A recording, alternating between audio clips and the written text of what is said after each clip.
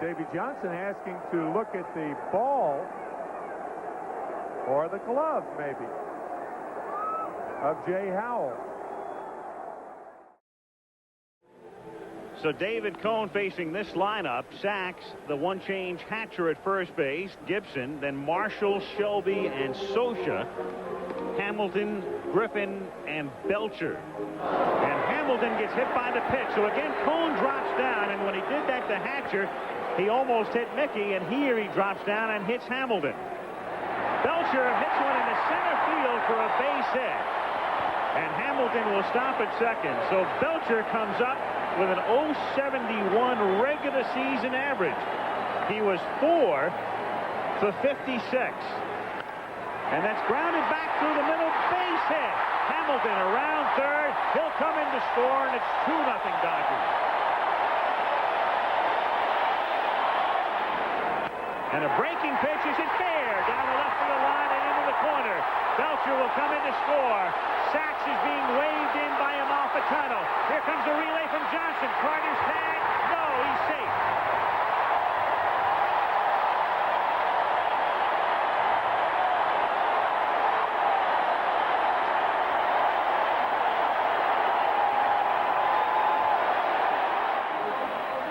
Hatcher at second. Dodgers lead 4-0.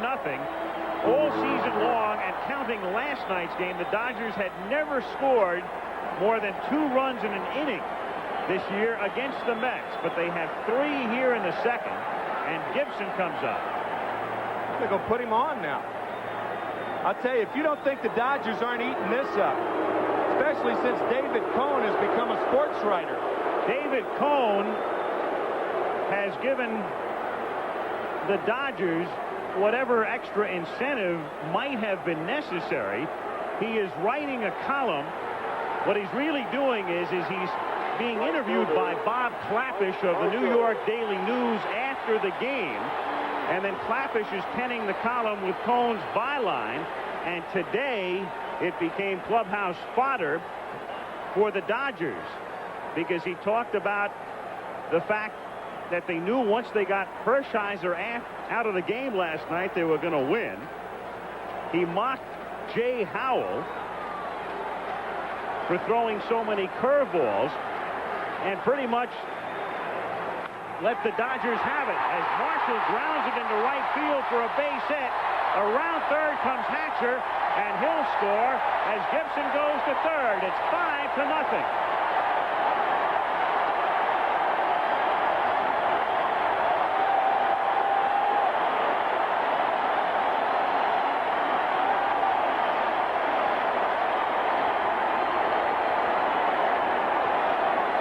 Johnson, with Aguilera in the pen, has watched the Dodgers now hit around. I guess the moral to this story is, if you're going to write a column in the paper during the playoffs, make it a column like Ann Landers or Dorothy Manners or something like that. Don't be a sports writer, because all you can do is intimidate the opposition. And I'll tell you, this is a different Dodger club. They're going for the throat tonight. 5 of those runs came in the first 2 innings as they jumped all over Mets starter David Cone. And as you're about to see, Cone probably cut his own throat even before the game began. The last thing the Dodgers needed last night was another reason to beat the Mets. After having blown a 9th-inning lead in Game 1, they knew they had to win Game 2 or face the prospect of going back to New York trailing 2-0. And who would provide that incentive? None other than the Mets starter himself, David Cone, who said in his column in the New York Daily News, ghostwritten by Bob Klapisch, among other things, that Dodgers relief pitcher Jay Howell reminded him of a high school pitcher. The comments were made not intended to offend anybody. They were made in a very facetious manner. It was almost a joking manner, and unfortunately I didn't communicate that to Bob Klapisch, who wrote it in the article. You can't see a giggle or a grin on a guy's face in print. I mean, if he was being facetious, good for him. I mean, that makes me feel a little bit better about the guy. But in print, it didn't come across that way, and it didn't come across to everybody on this team that way. Facetious or not, Cone had said it, and to his credit, he did own up to that fact. I have, David's just earned my lifelong respect for this, because it would have been very easy for him to say he was misquoted, or in fact he never said those things, because that's a very convenient excuse you can use. You can always blame it on the writer. David did say those things, and he admitted he said those things. Perhaps there was some poor judgment in the phrasing, or maybe how he meant it. I mean, there was maybe a lack of communication between me and Dave. But he did say those things, and he's owned up to those words. Cone may have earned the respect of his ghostwriter, but he did very little to earn the respect of his peers on the mound. He made his earliest exit of the season, lasting only 2 innings. Now, Cone may already be a star in his 2nd season in the majors, but it's obvious he still has a lot to learn about playing this game. His numbers speak for himself. I've been in this game for 11 years professionally, and I do know the beast very well. And I thought I was on top of the world a few times, and I got knocked on my ass a few times, so I don't say things like that. Yes, I was humbled. Definitely I was. And like I said, I tried to put the newspaper article behind me. I don't think it had any effect on the game. I really don't know.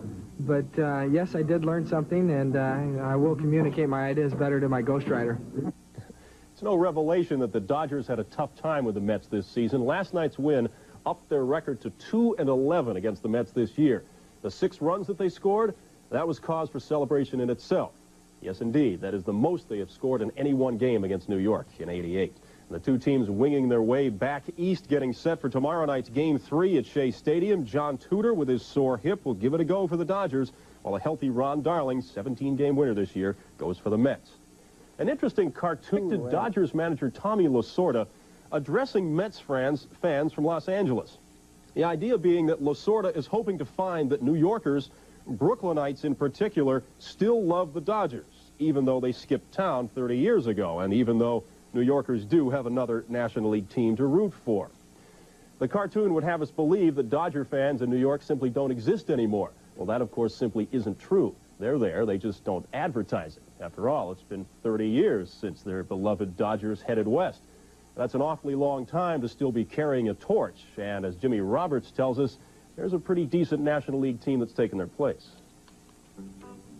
If you listen to them talk in Flatbush, Bostonians don't know beans about the passion and suffering of baseball. Despite a habit of disappointing losses, when the wrecking ball fell at Ebbets Field, it was the most crushing loss of them all. With the departure of the Giants a year before, New York was bereft of National League baseball. It was better to give up the game altogether than root for the only other team in town, the dreaded Yankees. Debates to bring back another team went all the way to Congress. It is difficult to imagine anyone finding overall fault with a bill that lets a major league club come into New York where 16 million people will see only one major league club about 70 days out of the 365. Why? 4 years later, Branch Rickey's pleas were answered, as National League Baseball was reborn in New York. They were called the Metropolitans, and they brought new meaning to it. And if you want to be the greatest thing that's in the world in sport, a big league player, you can become one with the Mets. I told you the new uniform. We have the equipment. We got the bonus money. We'll even buy you a glove. Casey's club was truly amazing, and with a logo borrowed from the Giants, the colors of the Dodgers, and Brooklyn legends like Snyder, Hodges, and Zimmer in the lineup, these Mets looked suspiciously like something New Yorkers had seen before. George Weiss, who was the first general manager of the New York Mets, very astute baseball man, he built a dynasty with the New York Yankees, realized very early on that in order to give the team an identification and to let the Mets fans know that they were trying to do what would please them, they started bringing in Gil Hodges and Sealer, old Dodger favorites, now in a Mets uniform. They don't play baseball here anymore, but times were when if you lived in these parts, there was no question as to where your baseball loyalties resided. But this year, with the National Leaguers from New York playing against the Dodgers for the pennant, there seems to be some confusion. They will quietly savor their allegiance, I think. They'll let that only be known amongst the ever secretive companions that they have, and that'll be it. They won't be going out walking around the street saying who they are, especially if they're a Dodger fan. Although 30 years may have put some distance between Brooklyn and its Dodgers, for some, it's hard to forget. In the borough of Brooklyn, they took something away. They took part of the family life away. Unfortunately, why the National League saw fit to go back and expand, the Mets have had some success, and maybe that's taken away a little bit of the hurt. Game 3 tonight at Rainy Shea. Ron Darling and John Tudor with Orel Hershiser supposed to pitch tomorrow. Tonight is obviously pivotal. Don Gould standing by at Shea. What's the latest, Don?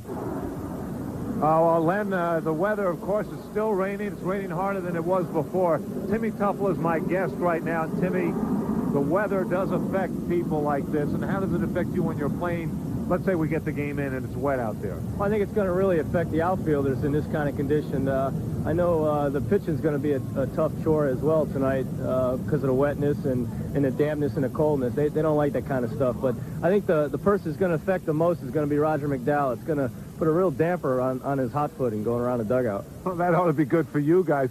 Timmy and I go back a long way, back to the minor leagues in Orlando.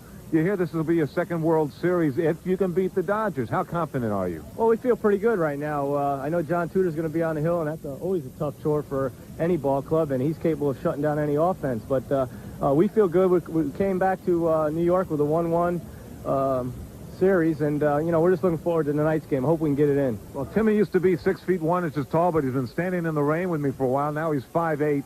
The Mets will be coming back, we hope, tonight to play game number 3 of the National League Championship Series. Lenny, back to you.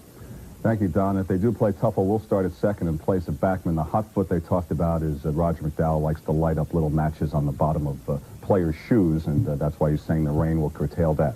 What a shame. And David Cohn has given up sports writing.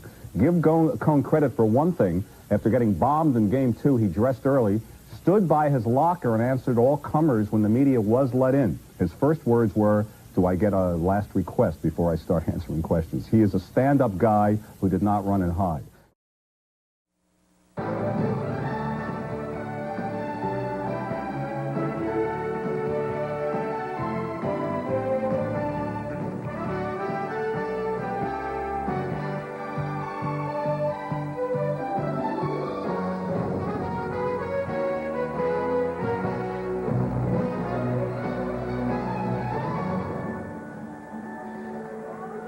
In New York, Shea Stadium filling up, a raw day and a damp day, but right now it's dry for the first time in about 16 hours as we get set for an on-time start for Game 3 of the National League Championship Series. The L.A. Dodgers taking on the New York Mets. Al Michaels at Shea. Of course, we began Tuesday night in Los Angeles when the Mets rallied with 3 runs in the 9th inning to defeat the Dodgers 3-2, but the Dodgers bounced back, knocked David Cohn out after 2 innings in Game 2, and won it by a score of 6-3. So even at a game apiece and a week from today, the World Series will be opening either here or in L.A., and what has to happen between now and then is for either of these teams to win 3 more games. Tim McCarver, what about the rain out last night? Will one team benefit more than the other from it?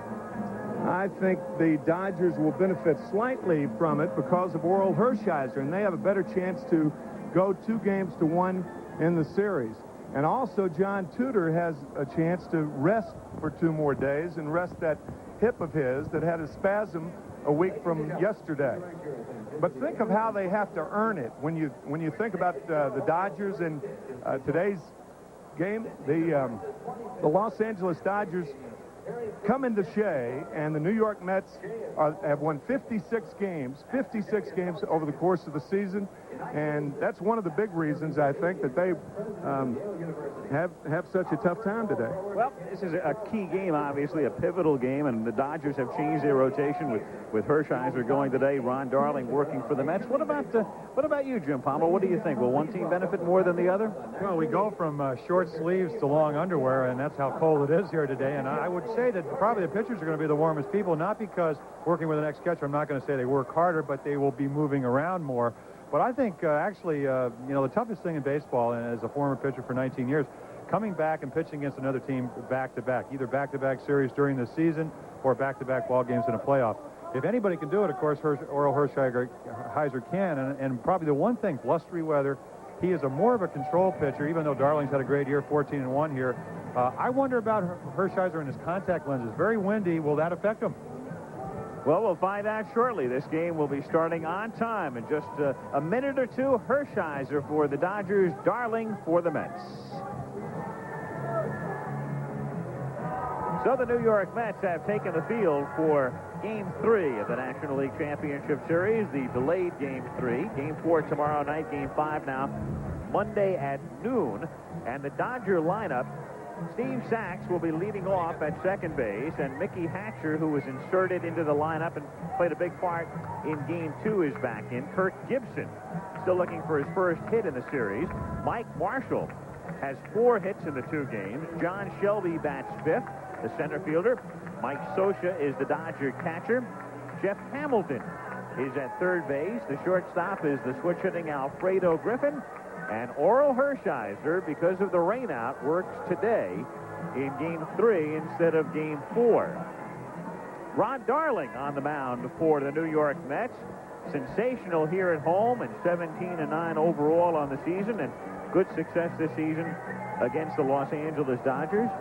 And let's get the inside pitch on Ron Darling from Philadelphia Phillies slugger Mike Schmidt. Ron Darling, the secret to Ron's success, in my opinion, is his great athletic ability and his attitude.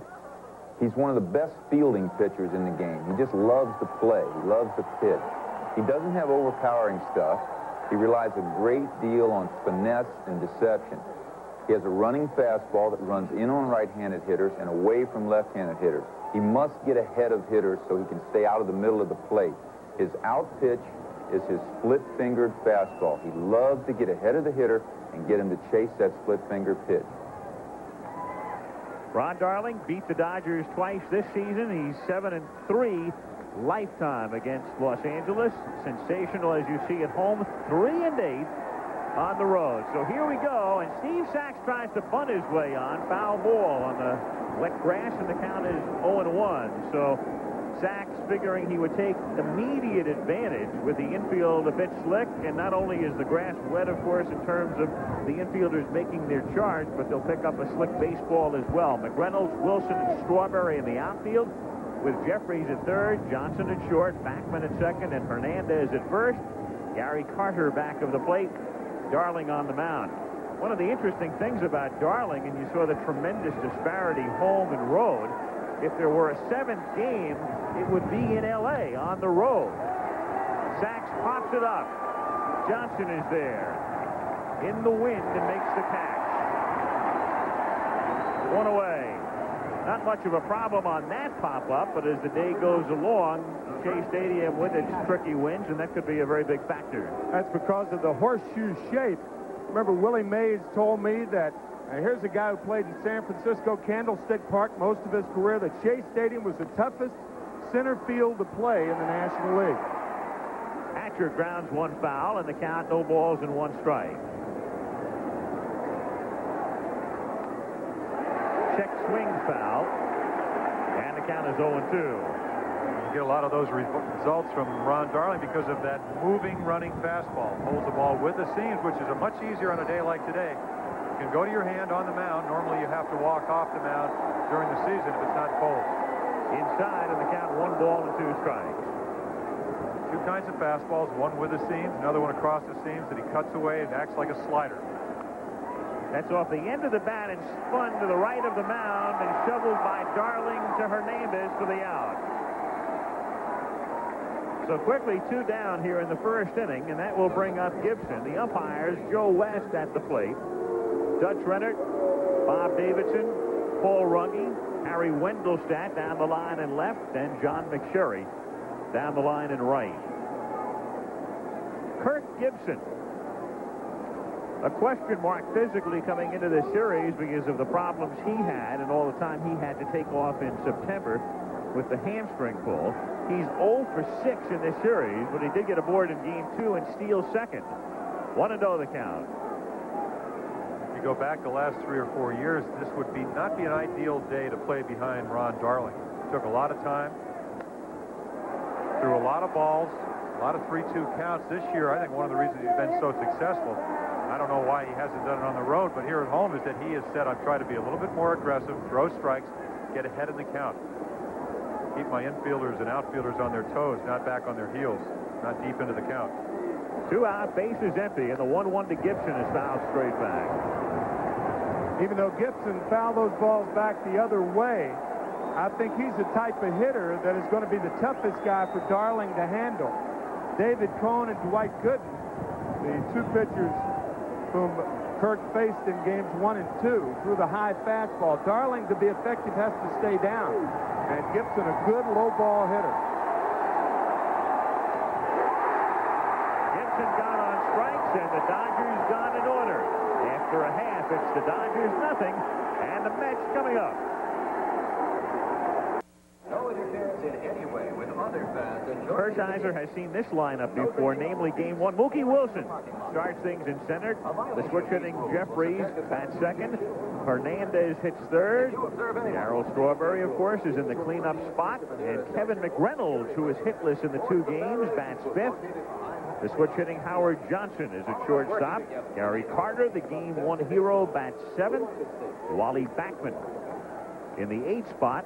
And Ron Darling, who set the Dodgers down in order in the top of the 1st inning. So now Orel Hershiser on 3 days rest goes to the mound. He and Danny Jackson tied for the National League lead in victories with 23. The inside pitch on Orel now from Mike Schmidt. Orel Hershiser's best pitch is his curveball. He might throw that curveball at any time, and that's important in the playoffs because hitters can all hit fastballs. The off-speed pitches are the tough pitches to hit. He has a good fastball. We call it a heavy ball. It's a heavy sinking fastball that he runs in on right-handers' hands. He'll run it off the outside corner to a right-hand hitter and keep it away from left-handed hitters. A point to watch in this game tonight is whether or not pitching on 3 days rest tires out his arm and straightens that sinker out. And we will look for that as Hershiser gets set to work on Mookie Wilson.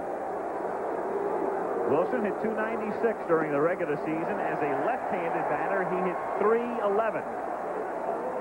Tell you, I think any tired arm is going to be invigorated today with this weather.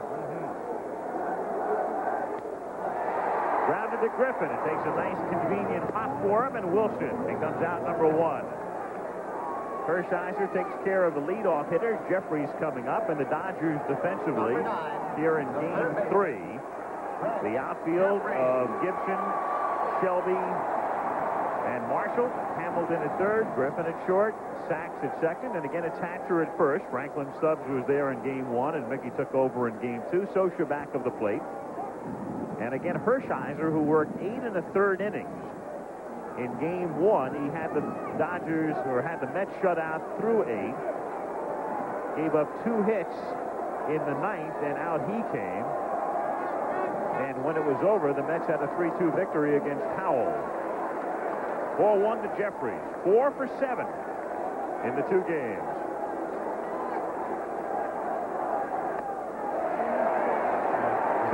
Excuse me, Al, if you go back to that first game, all of his 3 hits in that ball game were on fastballs. So what does Orel do tonight? Tries to get the curveball over. Now he misses with both of them, 2-0. As Mike Schmidt said, he can throw this curveball at any time. 3-0 the count. In Game 1, Jeffries singled to right field, to left field, and up the middle.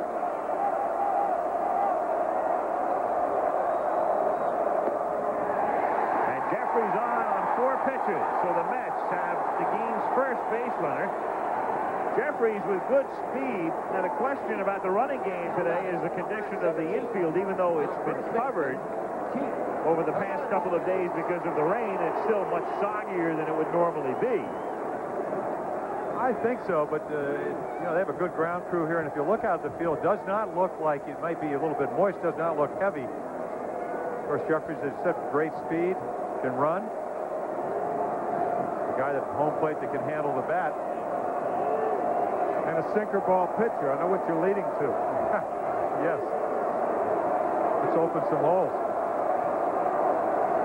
Hernandez takes a strike. 0-1. You notice that stiff front leg of Hershiser, that gives him an added advantage when he goes to first base. Johnny Sane used to teach that. Jim Cott, one of the leading proponents to the stiff front leg. 1-1. What Orel Hershiser does is what most pitchers did this year when they do so much running, especially in the National League, is what we call the slide steps. He automatically already has that. He's been doing that for years. Very difficult to run on. You talk about that magic number, getting the ball to the home plate under 1.4 seconds. I would say he does it probably a little over 1 second. So he's going to give his catcher today, Mike Scioscia, a great chance of throwing out anybody that's going to attempt to run. About the only thing he has to worry about with Greg Jeffries or any base runner is to make him stop. Now, see, that's a balk move. What he does is breaks his knee, tries to get Jeffries to lean towards second, and then comes to first base. You do that a lot, that you could call a balk. Because basically, you just kind of drop your left knee and drop your shoulder at the same time. 2-1 on Hernandez. Or if he's at first base and 1 out. Or if you do it a lot, you can allow an umpire to get used to that move, and they think that even though it is technically a balk, that they're used to seeing it. Consequently, they don't call it. He does it all the time. He's consistent with it. 3-1.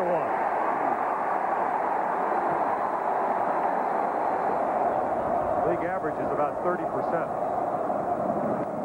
Fouled away, and the count 3-2. 3-2, 1 out. Jeffries goes, and the pitch is ball 4. So Hershiser struggling through the first inning. Threw a lot of pitches to Hernandez, 9 in fact, and now Strawberry comes to the plate.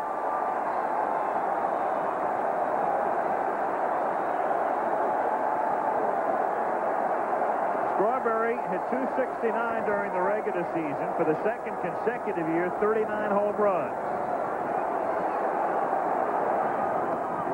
Good breaking pitch. And again, it's like that Jim Murray line. He never met a pitch he didn't like. 1-1.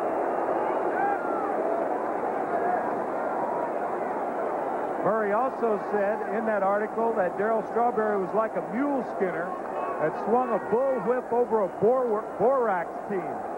And he does. The way he curls that bat, that's where he gets his power. And that's also why he can't pull the ball as effectively as a lot of guys. He's got too far to come with that arc. Watch how he curls the bat. He does it even more when he starts to sprint, to swing. 2-1. He's always been susceptible to the ball inside, and right. Of course, Hershiser does not pitch inside that much. Ron Peranowski runs out. So Hershiser finding it difficult really to get into rhythm. And again, it wouldn't figure to be the 3 days rest. I would think the weather would be far more of a factor. Again, as we mentioned at the beginning of the telecast, twice working on 3 days rest during the streak, and on each occasion a shutout. Well, it's funny about the wind. We didn't really have, we had a graphic we didn't show you, but they said that basically wind was only about 7 or 8 or 9 miles per hour, maybe 10 at the most. It seems to be more, but the wind can take away your curveball. It did it in Toronto. It just kind of makes it, instead of breaking sharply, it kind of backs it up. That's not a good pitch to throw to Strawberry. That's grounded to Griffin. He goes to Sachs for 1, back to first, not in time. So Strawberry legs it safely down the line to keep the inning alive as Jeffries advances to third. Up next. And with 2 down, it brings up McReynolds. Fielder, Kevin McReynolds. Very close. Only the speed of Strawberry, who looks like he just loped. Look, good call. Dutch Renner just beat the throw.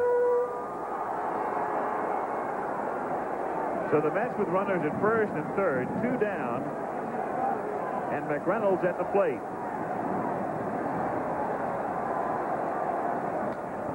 And it's popped up. Shallow center. Sachs goes out, and Hershiser escapes a jam in the first. So at the end of 1 in Game 3, Dodgers nothing, Mets nothing.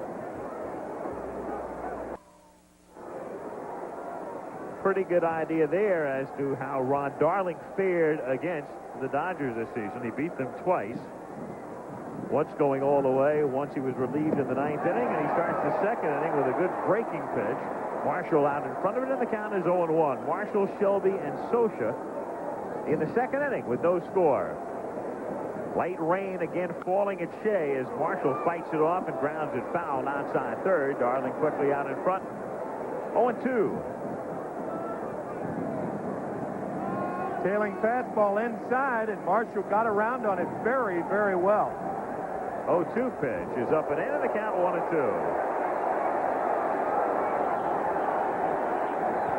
That's what happens when you go 4 for 8 in your first 2 games. And also when your weakness is on the inside part of the plate. Yeah. But most pitchers, most hitters will tell you that when you get 2 strikes where they look away, so you're diving, and he comes back with a breaking ball. So the 0-2 pitch was a purpose pitch, try to get him off the plate and then get him out with something else. 3-2. So you take a real positive situation, an 0-2 count. Now you run it back where a leadoff hitter you don't want to get on. The big difference, leadoff guy coming on versus getting the first guy out is like 50% of the time he scores, 16% if you get the first guy out. And inside, so Marshall walks after Darling had gotten ahead 0-2. Marshall becomes the Dodgers' first base runner, leading off here in the second inning, and it will bring up the switch hitting John Shelby. That's a remarkable percentage, the difference between getting the first hitter out and having the leadoff hitter on. 34% more he scores. I think psychologically too, Jim, when the first hitter gets on by a base hit, it's not nearly as bad as when the first hitter is walked. Seems like it's a gift, or more of a gift, as I guess any walks are.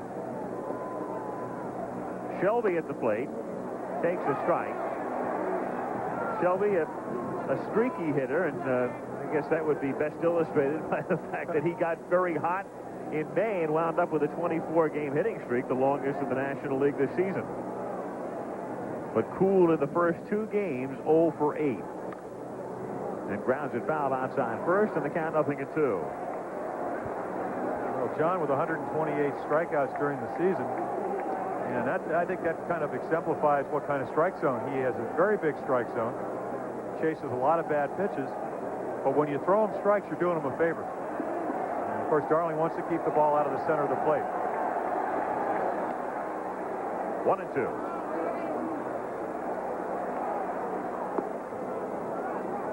Two and two with Marshall at first base. Nobody out. Second inning, no score. And it's 3-2. So Darling went 0-2 and lost Marshall, and now went 0-2 with Shelby, and he's 3-2. Good discipline by John. That was a good split-fingered fastball. And so Marshall stays, and the pitch is ball 4. And for Darling, he begins the inning by going 0-2 on the first 2 batters and walking both. So the Dodgers have runners at first and second with nobody out, and Mike Scioscia is the batter. So now with Scioscia coming up, the Mets have to think about the bunt. Hamilton is on deck. Scioscia wants him off Atano to run through the signs again.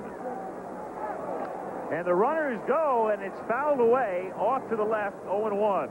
That's a hit and run. That's something you often talk about in spring training and rarely use during the season. Think about the logic to that play. Darling has been struggling, and now runners are taking off, and he has got his best contact hitter up there, Mike Scioscia, who struck out only 31 times this year. Such a logical play. Darling trying to throw a strike after walking 2 hitters.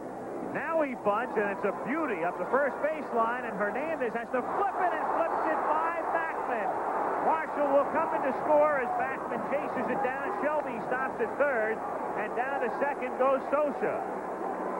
So the Mets very much expecting Scioscia to swing away with Hernandez playing back at first base and then charging and flipping it behind Backman, and the Dodgers take advantage and lead 1-0. This is a play so rarely you'll see a first baseman have to make. You see a second baseman, a shortstop sometimes having to do it. Hernandez, 10 gold gloves. That's a rarity. Very difficult play, and the reason was, I think, Scioscia surprised them where they bunted the ball. Normally in that situation, you bunt the ball down the third baseline, and that's where Darling broke. It's just a matter of the Mets infield being outfoxed 2 times. The hit and run on the first pitch, and now Scioscia bunting the ball down to Hernandez, who normally would be in a shallower depth in that situation. So Hamilton is at the plate. It scored a single and an error on Hernandez. And Hamilton fouls it away. So a base hit for Scioscia, an error on Hernandez, no run batted in. And the Dodgers lead it 1-0. Joey Amalfitano, the third base coach. The squeeze right now more remote than it would be if there were one out. With nobody out, there are a lot of ways that you can score a runner without having to resort to the squeeze play. Fly ball, ground out. Exactly. One way here is a grounder to short or second with the infield playing back. Right. 1-1. And he hits a one-hopper backhanded by Backman. That'll score a run. So Hamilton grounds out, but Shelby comes in to score. And on the play, Socha advances to third. Lasorda loves to squeeze in situations such as this upcoming here, with a runner at third and one out, and Alfredo Griffin at the plate. Think about what kind of out that was by Hamilton. Not only did he score the run, but he pushes Socha to third base with this rope to second. A nice play by Backman.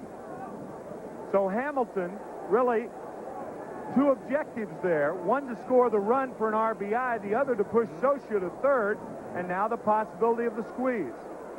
Infield plays in, and Griffin up there to swing away and misses. There's a big difference in Hamilton grounding out to second as opposed to grounding out to short. Right. In that case, if he grounds out to short, the runner at second probably remains at second, even though the run scores. By grounding it to the right side, as Tim says, he does two things.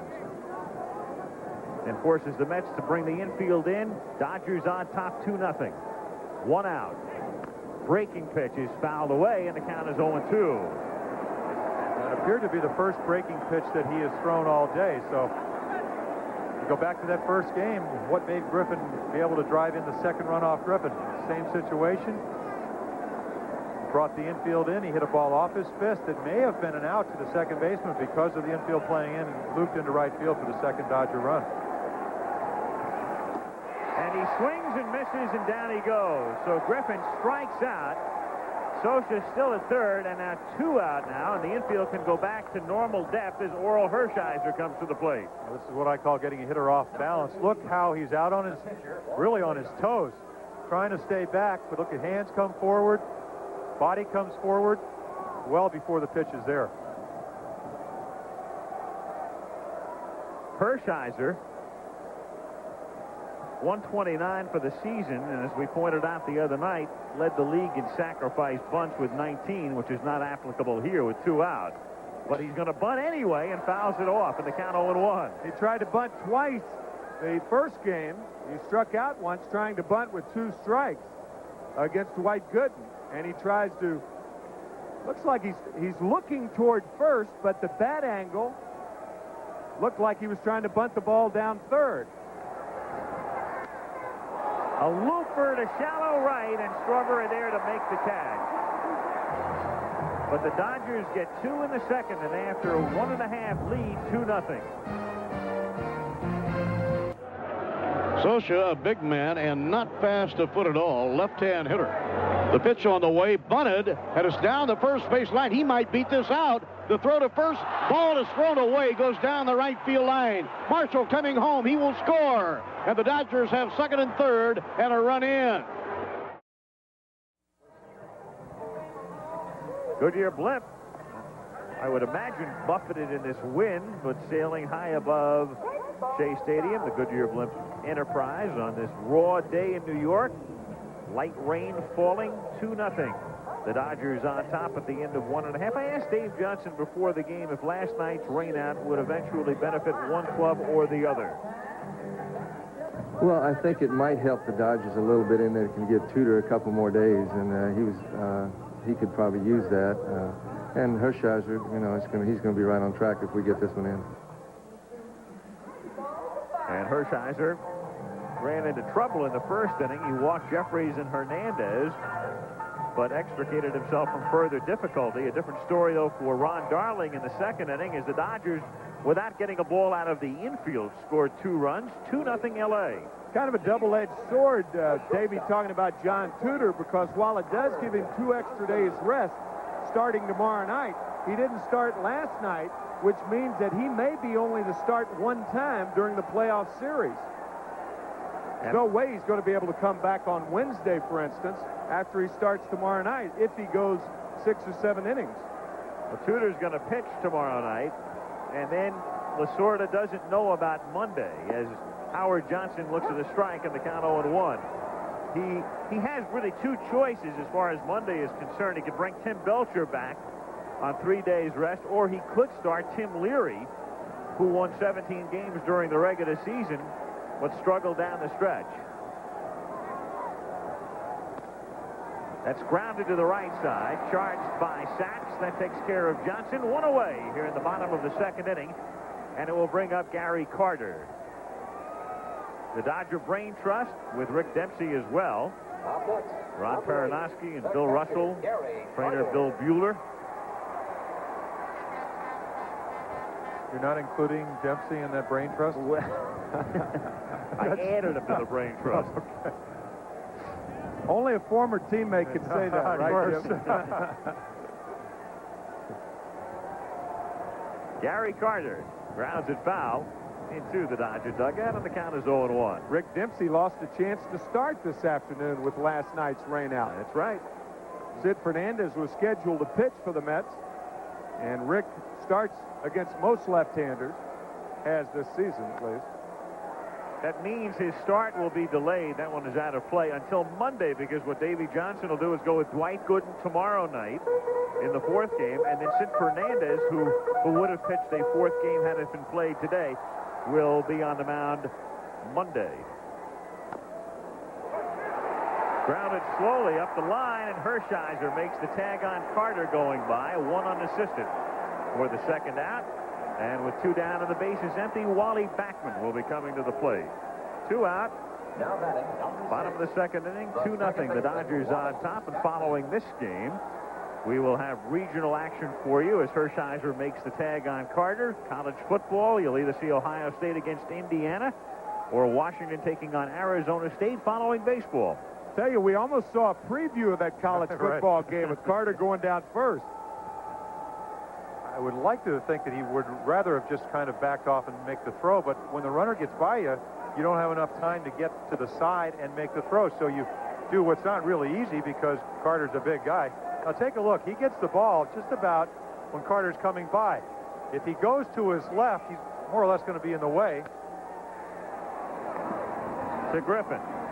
And Backman is gone. So 3 up and 3 down, and at the end of 2 full, it remains Dodgers 2. Mets nothing. And we'll be back after this from your local station.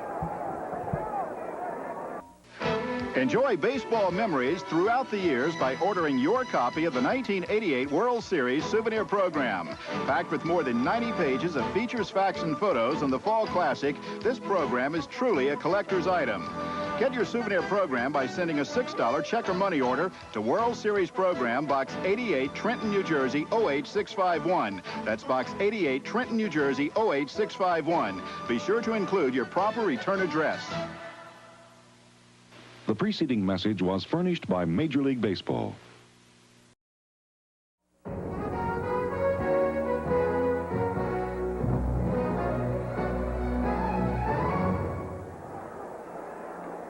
Radar from the blimp, and the indication there, the showers in the area. We do know that with the intermittent rain as we start the third inning. Dodgers on top 2-0 in game 3. And Steve Sachs leading off. Sachs, Hatcher, and Gibson before a frosty crowd at Shea. 1-1. Sachs popped out in the first inning. Steve is 2 for 9 in the championship series. That's hit into right field for a base hit. So a line single to right by Sachs, his third hit of the championship series, the Dodgers' second hit in the game, and it will bring up Hatcher. Hatcher, very instrumental in the Dodger victory in game 2, replacing Franklin Stubbs, and this double coming in the second inning with the score 2-0, scoring 2 and making it 4-0, and the Dodgers never looked back. Tommy Lasorda getting Joey Malfitano's attention down there, and Hatcher backing out. You can do one of a number of things here, and Sachs now wants to talk to Manny Mota and get his legs a little loose. He may have had a cramp there. I mean, Hatcher can hit and run, he can bunt, You can send sacks on a straight steal. Tommy's Lasorda with a lot of options here. Hatcher did not have a sacrifice all season. There goes Sachs. It's hammered at and missed, and Carter drops the ball. So on a hit and run, Hatcher doing everything to protect Sachs, swinging at a pitch well above his head. And the Dodgers get a break when Carter drops the ball. No play at second.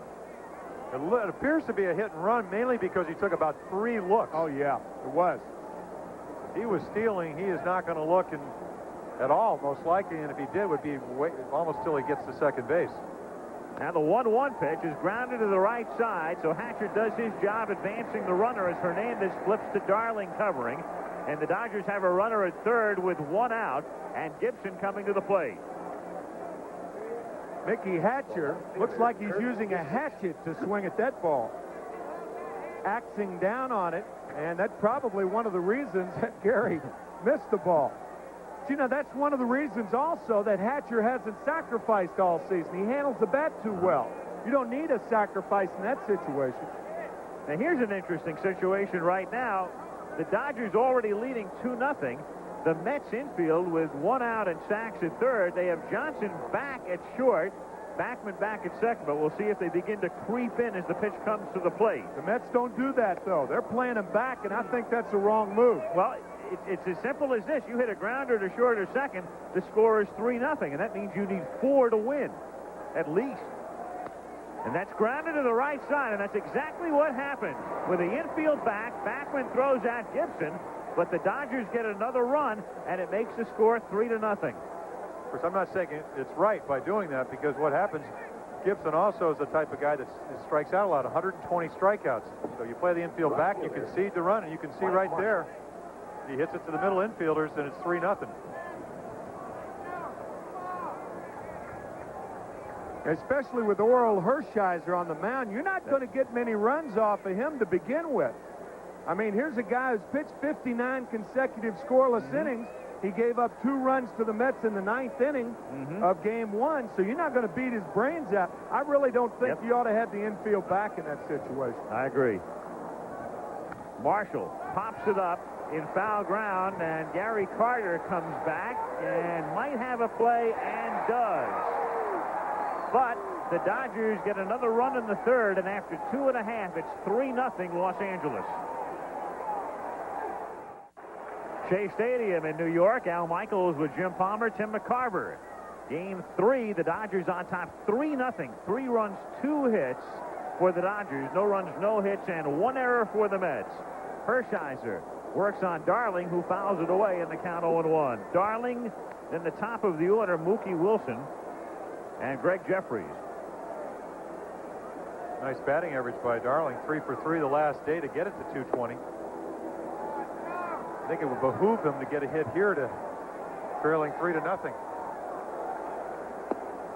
1-2. Again, the Dodger run in the top of the third, when you examine it, Sachs, that single, and then Carter drops the ball as Hatcher swings at a pitch above his head. Sachs steals second as Darling strikes out 1 away, and then the 2 ground outs netting the Dodgers a third run. Earlier, Davey Johnson felt the Dodgers had the advantage because of last night's rainout, the extra rest for Tudor. What does Lasorda think about that? Well, it's hard to say. I mean, Tudor was ready to pitch yesterday. I don't know how well he's going to be. This is something that we're going to have to see tomorrow, as I said before. I don't know where the advantage lies. I really don't, Al. When you start thinking about a rained-out game and that the advantage goes with you, believe me, in most cases, it always backfires on you. So I'm going to just say right now that we're very, very happy that we can have Orel today, and then again if we need it. And right now, particularly happy because Orel Hershiser has a 3-0 lead with 1 out. Bases empty in the bottom of the third inning. He is wasting no time delivering the ball. You give a guy like that 3-0 who's on a roll, and he is going to pitch very, very quickly because he knows what he has to do. And the Mets, I mean, they gift-wrapped that Dodger run in the third inning. Down 2-0 with a runner at third and 1 out, and Gibson at the plate with the infield back. occasionally you have to take a risk, and of course there is a risk. You know, if he does hit a single through a drawn infield, he may steal second, but it is raining. You give him another run, and I've been in this position, makes you relax a little bit more on the mound. Well, I think the key is with Hershiser pitching and the way the Mets have been hitting. I mean, the Mets have scored 3 runs in both games, and there's Hershiser, who's not allowed more than 4 runs in a game in his last 10 starts.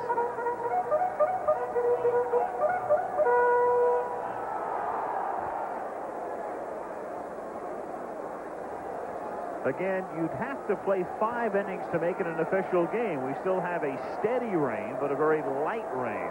The type of rain you can play through as Wilson strikes out, but it rolls away from Socha, and Mookie gets the break. Hershiser's second strikeout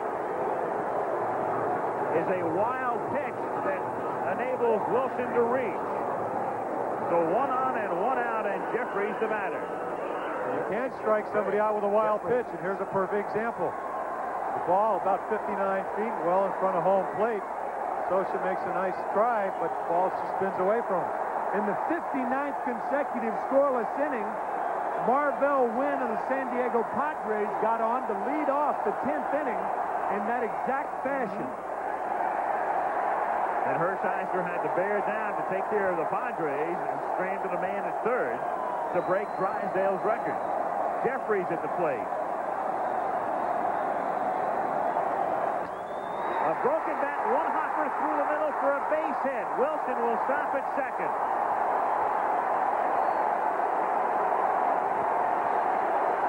The Mets with their first hit, and runners at first and second, and Jeffries is now 5 for 8 in the playoffs.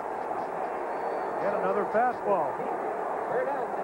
And it's up. And Hershiser, a sinker baller, cannot pitch Jeffries there, or really any of the Met hitters. Again, you got to give Jeffries a lot of credit. He hits the ball right where it's pitched. If it's away, he goes to left. If it's inside, he's quick enough bat to pull it. Tommy hawked that ball. Everybody talks about the pressure of the playoffs. Well, obviously, Jeffries hasn't felt that yet. Even though he admitted he was as nervous as he's ever been prior to Game 1.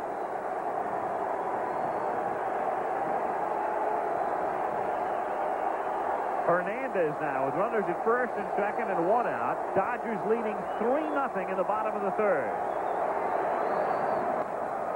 In the air to left center field, and deep, backing up is Gibson and makes the catch at the wall. And the runners retreat.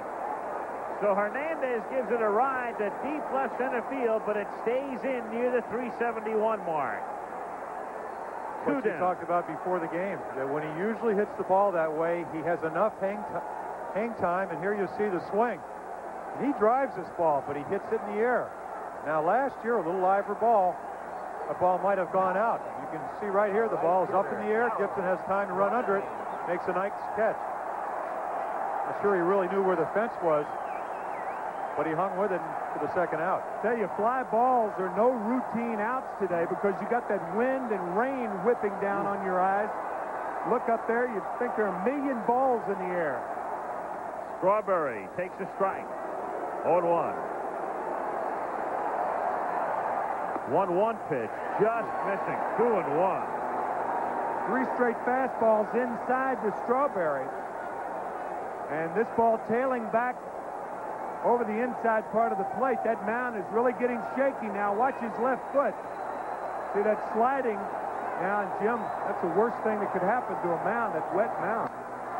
Get into the right field corner for extra bases. Mookie Wilson comes in to score. Jeffries is being held at third on a double by Strawberry. It's 3-1.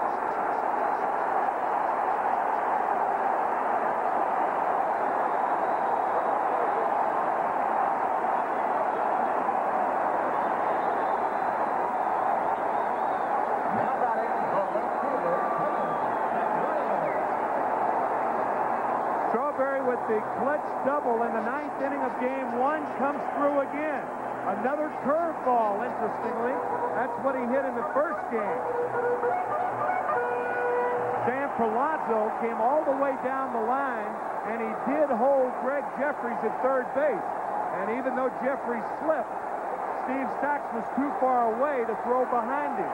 There's a big difference with a runner at first base on a double hit down the right field line as opposed to a double down the left field line. And you could see how soggy the outfield was. That ball just died as Marshall retrieved it. Mac Reynolds popped out in the first inning. The Mets with runners at second and third, and 2 out. Outside. So Hershiser is asked to get 4 outs in the inning, in essence. Jeffries on his way to third. Saw Palazzo going up the line. Now see, the reason that Sachs didn't throw behind Jeffries was he had to throw all the way across the diamond. Take too big a chance. 2-0 pitch taken for a strike. And again, the key play in this inning was the strikeout on the wild pitch, which has given the Mets the extra out, and they've been able to capitalize. 2 out, 1 in. 3-1 Dodgers, and the count is 2-1 on McReynolds. McReynolds looking for his first hit in the series. He's 0 for 8, and it's 2-2. That was hittable there. That was a fat part of the plate fastball. Breaking pitch got him, and so McReynolds is 0 for 9, but the Mets get a run in the third, and at the end of 3, Dodgers 3, Mets 1. Mookie Wilson against Hershiser. This season 1 for 4. Lifetime, he's 10 for 28. 357 hitter against him. 2-2 delivery. Swung on, missed. Ball gets away. Mookie's going to be on at first base. A ball that was bounced in the dirt. Tough play for Sosha. Mookie swung at it and missed it, and he'll end up at first base. Expecting Wilson to be running. Pitch swung on, line drive, base hit up the middle. Shelby will play it. Mookie holds, and Jeffries continues to have a great series. Darryl Strawberry. 2-1 pitch. Swung on, hit in the air to right field. That's going to be down the line for a base hit. It stops on the surface. Mookie scores. Jeffries coming around. Throw. They're going to hold him up. 1 run in. Jeffries held at third base. Strawberry with an RBI double, and it is a 3-1 Dodger lead.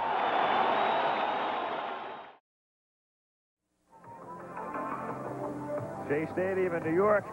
Where is Indian summer when we need it? Temperature in the 40s. Here's Jeffries again heading toward third base. Watch Sam Palazzo, the third base coach, move up the line toward home plate. Now he disappears from your picture. What he's doing is see what develops on the right side with Steve Sachs. He would have sent Greg Jeffries had Sachs bobbled the ball. That's the luxury you have with a ball hit to the right side of the field that you don't have with a ball hit down the left field line, doubling a runner to third base. But he had to hold him at third, and he was stranded there when McReynolds struck out. Now Shelby to start the 4th inning. 1-0 the count. Shelby, Sosha, and Hamilton. 3-1 Dodgers here in Game 3. 1-1. Game being played in a very light rain. The forecast calls for improvement this afternoon, which is not good news necessarily for the Mets. Because once you play 5 innings, it is official.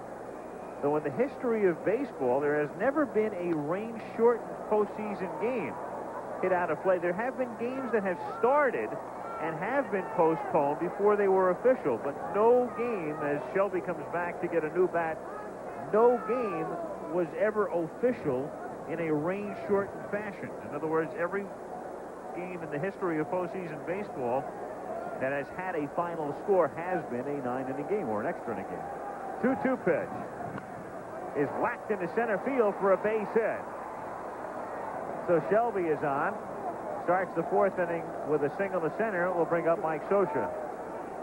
Of course, one reason catcher, Mike Sosha. You don't have a rain-shortened game in postseason with this much at stake. If you have a rain delay, you would wait until midnight. Shelby at first base. John, good speed, stole 16 bases this season. And And the pitch to Socha is outside, ball 1. 1-0. Well, again, it's another situation where Tommy Lasorda has a lot of options. Right. He can bunt, he can steal, he can use that hole you're looking at right there on the right side. He has a contact hitter. Amazing thing, what a frustrating game it is. Here's Darling. He's trailing 3-1. They've only hit 2 balls hard. Sacks and a single by Shelby. You could read Lasorda's lips. He said 1 ball and no strikes. That would imply reminding himself that the hitter's ahead in the count, and it's a good time for a hit and run. And again, Socha, a good contact hitter at the plate. If you don't watch the Dodgers that much, well, you see a big burly catcher, and you figure, well, here's a guy who hits a lot of home runs and strikes out a lot. He's the exact opposite. Hits very few home runs and almost always makes contact. Shelby goes, and it's a half-swing little nubber back to the box, and Darling throws him out. So Socha grounds to the mound with Shelby going on the pitch. John now in scoring position with 1 out, and it will bring to the plate Jeff Hamilton. Take another look at the pitcher's mound, and here's Ron Darling, I can't hear. Whatever, the pitcher is pushing off, and you can see him slip. What is his name? Wayne Darling. Yeah, right, yeah. I thought he tore his rotator cuff. Jeez. Anyway. Hamilton is at the plate. Here's the 1-0 pitch. Hit in the air to left field and right to McReynolds for the second out as Hamilton goes down to first, wringing his hands. Shelby remains at second. He really was. There, he's blowing on it. He's got his glove on. Sometimes you forget you got your glove on. You're blowing on your hands. Doesn't do any good. But he hit that ball off the end of the bat. As we said earlier, you'll see a lot of balls hit off the end of the bat. And there it is right here. A little looper to left field. And Jeff going down to first base, just wringing that right hand right there. 2 down now. Dodgers on top 3-1, and Alfredo Griffin comes to the plate. 1-0 the count on Griffin. A Dodger-A's World Series would reunite some old friends. Alfredo would go back to play against the team whence he came. Mike Davis, also of the Dodgers, and Jay Howell. Bob Welch of the A's will face his ex-mates. Welch, of course, will work against Boston tonight in Game 3 of the American League Championship Series. 2-2 on Griffin.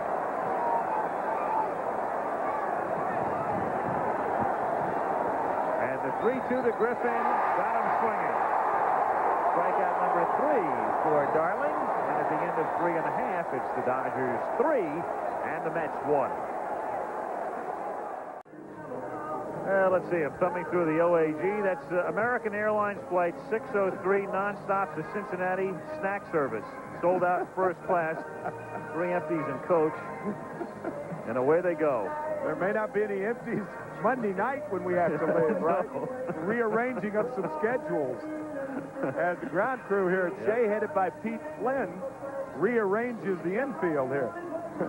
Well, that shot from Shea Stadium looking out toward LaGuardia Airport. Normally, games at Shea Stadium are interrupted by airplanes taking off over the stadium and the attendant noise, but with bad weather, rainy weather, the winds shift, and so the takeoffs are going in the other direction. There it is. That's how close LaGuardia is to Shea. Bottom of the 4th inning, Dodgers on top 3-1. Howard Johnson still hitless in the series and still hitless in postseason in his career. And as you can see there, Strawberry, McReynolds, and Johnson forming the trio for the Mets. The first team with 3 players to have 20-plus homers and 20-plus runs batted in a season. And the interesting thing here, 20 steals in a season, the interesting thing here is that 2 of those fellas, McReynolds and Johnson, are combined 0 for 17 in the playoffs thus far. And now 0 for 18 as Johnson hits it down to Hatcher unassisted. 1 away here in the bottom of the 4th inning. And it will bring up Gary Carter.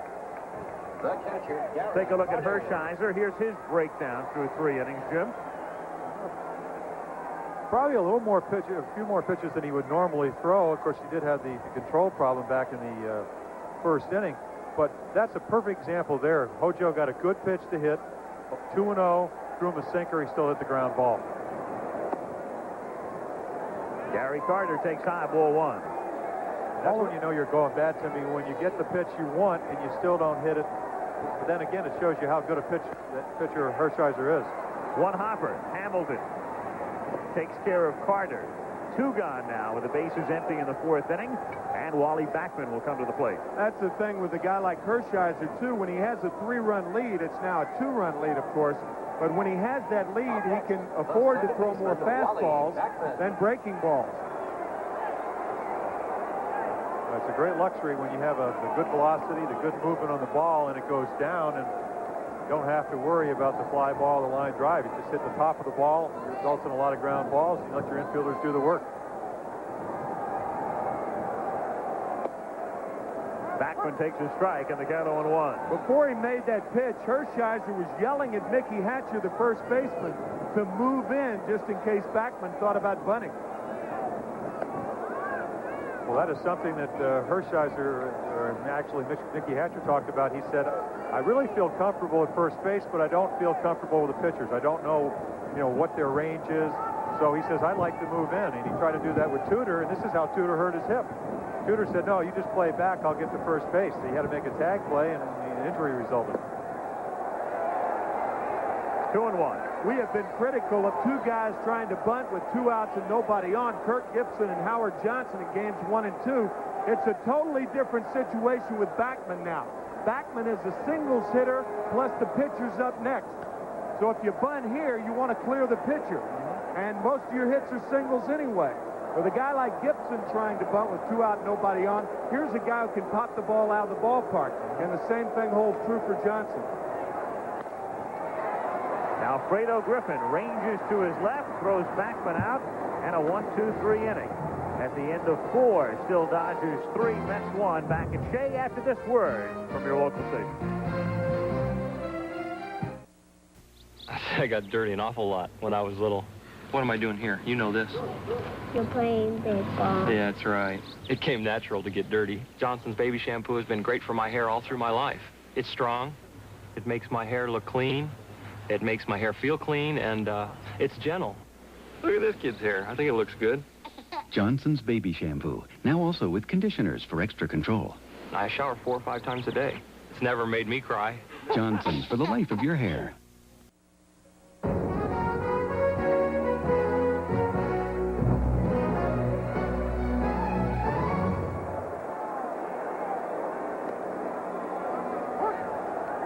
Fifth inning at Shea Stadium as Orel Hershiser leads off for the Dodgers.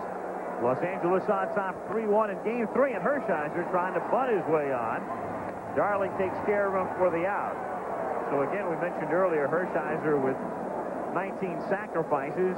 You know he can bunt. He figures he might as well try to get aboard leading off in the inning by bunting his way on, but too sharply back to Darling. 1 out. We led all Major League pitchers, or at least National League pitchers, last year second baseman, Steve with 19 hits. And as you look at Ron Darling, actually not too bad of pitching count, 15 pitches an inning. Doesn't seem like he's had great command of the split finger today. I think the biggest difference that I've seen with him over the year is that he has had that great split finger fastball, which makes his other pitches more effective. Steve Sachs fouls it off, 0-1. One of the big reasons that Ron had a tough time developing that split finger fastball is because of the length of his fingers. His fingers are very short. And for the most part, it takes a pitcher with long fingers to throw that splitter. 0-2. And there it was. In fact, Mel Stottlemyre, the pitching coach, he talks about he's split his fingers so wide it's almost become more of a forkball. And that's a big difference. If you really get your fingers split, it's a forkball, and if they're just barely split, it's more of a split finger. Loop to shallow right. Back goes Backman to take care of Sachs. So 2 down. Darling now in a groove. He has set down 5 in a row and retired 8 of the last 9. And it brings up Mickey Hatcher, who has grounded out twice. 0 for 2 today, and he's 1 for 5 in the playoffs. To the hole and through for a base hit. And that's 4 hits now off Ron Darling. Hatcher with a 2-out single, and it brings to the plate Kirk Gibson, who is 0 for 2 today and 0 for 8 in the series. Well, it's almost like a good news, bad news scenario. Darling knows that he has good stuff, but he's trailing 3-1. He also knows when he throws the ball in the middle of the plate, he's going to give up some hits, and that's exactly where that pitch was to Hatcher. Hatcher, too good a hitter, 293 on the year, to get a ball in the middle of the plate and not hit hard. Gibson wraps one into center field for a base hit. Hatcher with 2 out around second and on his way to third as the throw comes back into Johnson. So with 2 out, the Dodgers now have runners at first and third. And one of the interesting matchups in a way in this series coming in were the 2 left fielders, McReynolds and Gibson, and that's the first hit for either. Now Mike Marshall, who's been a big man through the first 2 games. Today he has walked and fouled out. And 361 in similar situations as this during the regular season. 2 out, man in scoring position. Just missing. Carter was moving away in the pitch inside, ball 1. You know why he was moving away? Because of Gibson at first base. Gary was trying to set himself up to throw. And a lot of times trying to do that, you take something away from your pitcher. 2-0 the count. See how Gary is leaning forward. When you're leaning forward as a catcher like that, that means you're over-anticipating the runner at first base trying to steal. And a lot of times that can be to your detriment because of your coming up and taking strikes away from your pitcher. You won't get that borderline call. That's right. In there, and the count is 2-1. The big thing is, I don't know whether Gibson's going to be as apt to run right here with Marshall up there, and Marshall's driven in with, as you saw, had 3 hits and 5 at-bats with 2 outs and a runner in scoring position. Absolutely. So he may just play a passive game. He has so far. Yeah, I wouldn't think they'd want to take the bat out of Marshall's hands in this circumstance. Gibson's going to go, though, and the pitch is grounded to short. Johnson is up with it, throws to first, and the inning is over. So Darling escapes damage as the Dodgers leave 2 in the 5th at the end of 4 1/2. 3-1 Los Angeles. 3rd down and 7. The ball is at the Notre Dame 26. Smith with a long count now. Bluffs up the middle. Back on the play action pass. Time to throw. Looks, throws. Complete at the 10. Down to the 6-yard line. Kirk Gibson. Great catch. Gibson almost going down on his knees to catch that one. He's upended at the 5-yard line. And down there on the turf after making the tackle is Tom Gibbons. You heard us talk about patience, and quarterback Ed Smith, that fine senior from Hallandale, Florida, just simply waited until his flanker back, Kirk Gibson, came clear across the field. Good for 20 yards, a 1st and goal on the 6-yard line. Shea Stadium. A lot of fun, guys, here at the top of the 90-meter ski jump, isn't it? I'll tell you. Freestyle skiing, right? Absolutely. Well, one thing, this game becomes official after this half inning because we will have played 5. A light rain falling, but again, the forecast calls for improvement. It's supposed to be clearing up later this afternoon, so we shouldn't have any difficulty getting 9 in today. Pardon me, Al, but in some respects, it's lighter now than it was an hour and a half ago. Here's Darling leading off in the bottom of the 5th inning, taking a strike in the count 0-1. Darling, Wilson, and Jeffries.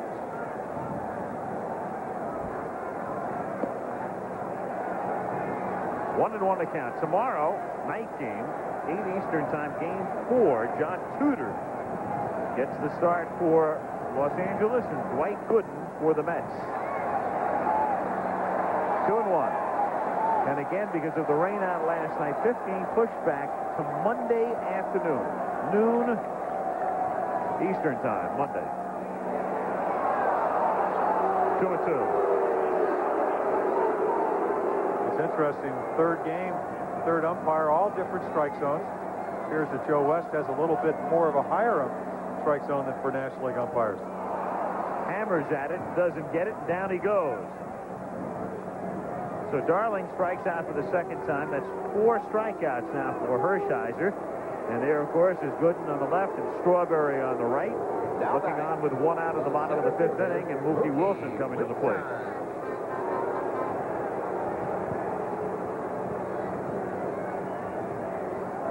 That strikeout, he's 0 for 2, was on a wild pitch in the 3rd inning, and he has scored the Mets' only run today. And he hits it down the line in left field.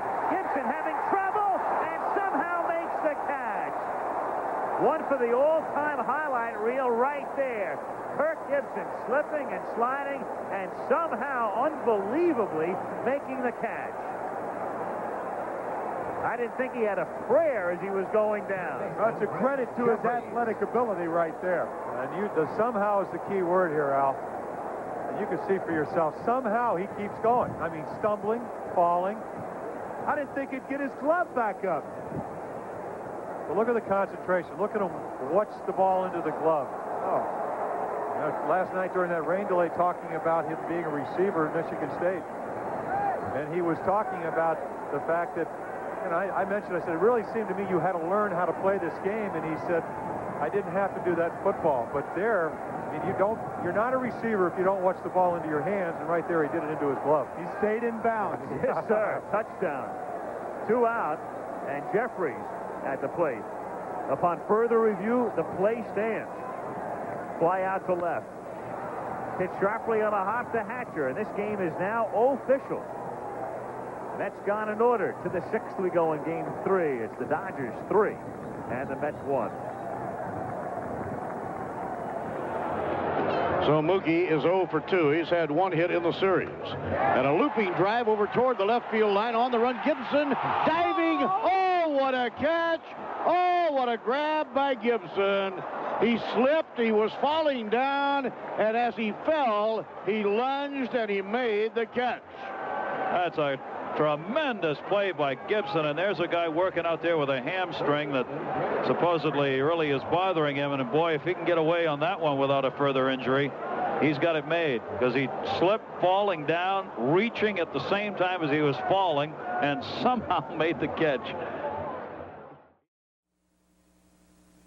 Kirk Gibson, it's going to be a great feeling. You come back to the dugout and describe the play to all of your teammates. And there he was reaching back. Remember, he came in with that hamstring pull having bothered him for a month. He just wanted to make sure everything was all right. Tell you, when Kirk came back in the dugout, who approaches him but Mickey Hatcher, who's ahead of the stuntmen. And that was some stunt Kirk pulled in left field. That's what the Dodger extra men have named themselves. Yeah. Hatcher wanted to know, hey, who was your double on that play? Sensational catch. I guess that name came about when down in Vero Beach in spring training, they wouldn't let those guys practice on the same field with the regulars. So they think we better stick together. And they said, also, we're pretty anonymous. Darling behind, 3 balls, no strikes on Shelby, starting the 6th inning, and Shelby walks on 4 pitches. So Shelby's had a perfect day. 2 walks and a single. Darling has walked 3. The 2 other walks both came back to burn it because he walked Marshall and Shelby in the 2nd inning, and both scored. And then the Dodgers got their 3rd run in the 3rd when Sachs singled, stole 2nd, and scored on 2 ground balls. And again, recall, when the Mets were down 2-0, they opted to play the infield back with Sachs at 3rd and 1 out, and Gibson grounded out, and that made it 3-0. Sosha at the plate. Takes outside, ball 1, 1-0. Shelby, who had 16 steals during the regular season. And Darling behind now, 2 balls and no strikes on Sosha. The one thing Davy Johnson did tell us before the game last night is that David Cone would be available for a couple of innings this afternoon. He's expected to start next Tuesday night in Los Angeles. But don't be surprised if you see David Cone up and throwing if the Mets need a middle reliever.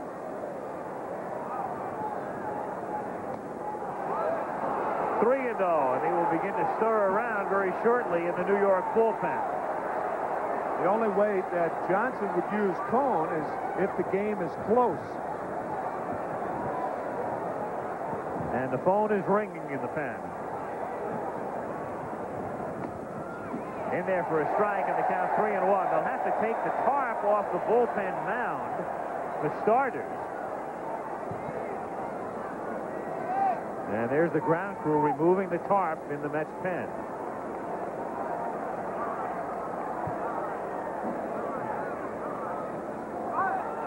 There goes Shelby. The pitch is a strike. The throw to second is a strike, but too late.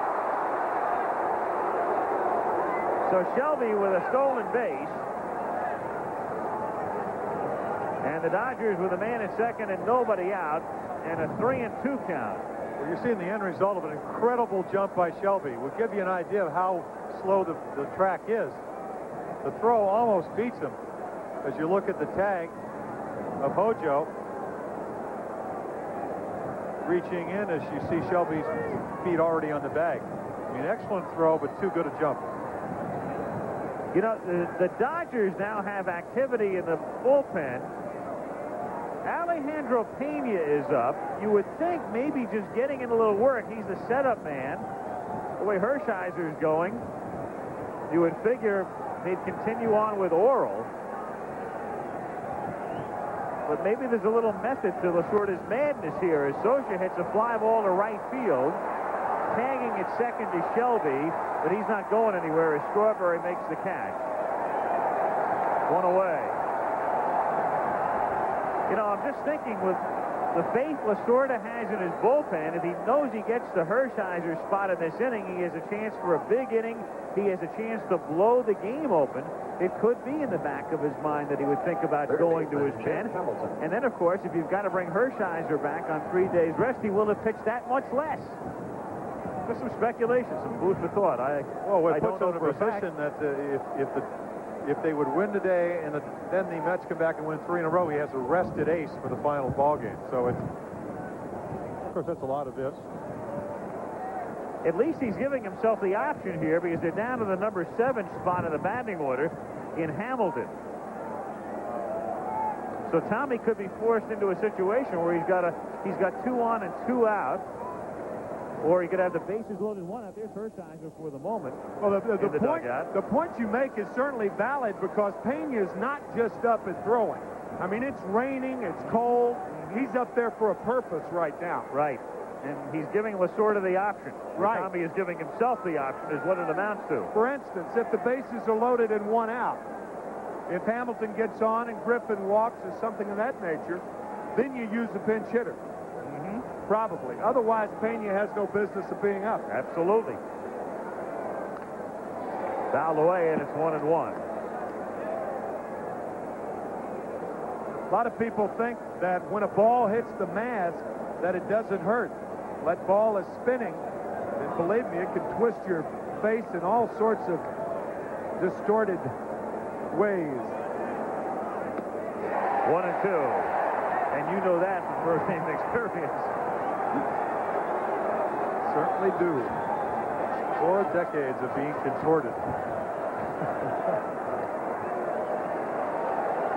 6th inning, 3-1 Dodgers. And the 1-2 pitch coming to Hamilton. 2-2. You have to give Ron Darling a lot of credit. I mean, awful conditions, inclement weather, and he does not appear to have great command of his pitches. Yet he is still trying to do what he has to do, which is make perfect pitches, and sometimes he's been able to. And it's 3-2. A slanting rain falling, and the 3-2 pitch is ball 4. And as far as the Dodgers are concerned, it can rain from now till eternity. This is an official game, 6th inning. The Dodgers on top 3-1, Stottlemyre and Johnson. Shortstop Hershiser for the moment will come out on deck as Alfredo Griffin comes to the plate. And again, Pena is still throwing in the bullpen. 0-1. 0-2. And down he goes. So 2 out, and Hershiser took a look back into the dugout to see what Tommy wants to do. And he'll come up. This is one of those situations. In the regular season, there would be no question that Hershiser would hit. But in postseason, you got to think about the whole panoply. Orel Hershiser. Well, he got second-guessed the other night for bringing in his ace reliever. And the minute Hershiser comes up, Pena sits down in the bullpen. And here he is. He brings in Hal with 21 saves, 26 saves to come in to get 1 out. And everybody says you should have left him in. And Hershiser hits it off the foot of Amalfitano. Joey's all right, obviously. Pretty good infielder in his time. One-time bonus baby with the New York Giants. That's right. Back in 1954. And that was the age when if you signed for more than $4,000, the big league club used to have to carry you, I believe, for 2 years, right? Harmon Killebrew was in that position. So was Joey Amalfitano.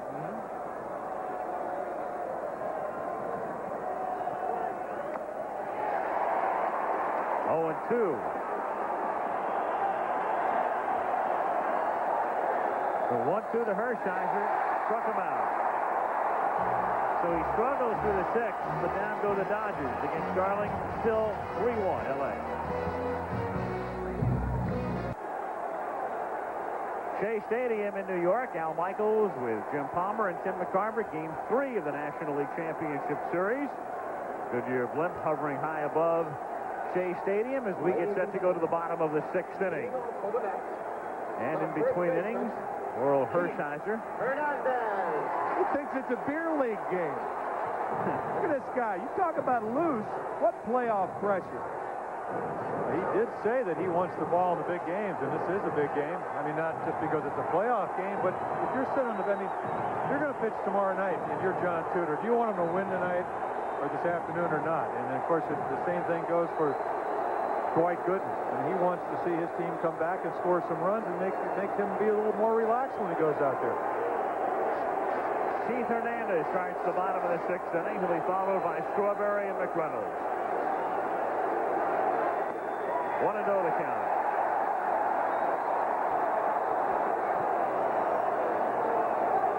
I mean, Orel talks about how he, going through the minor league system, he was more of a suspect than a prospect. Slight, wore glasses. 1-1. And we talked about the Lasorda influence the other night. The nicknaming of Hershiser, Bulldog, to try to change his approach. 2-1 the count.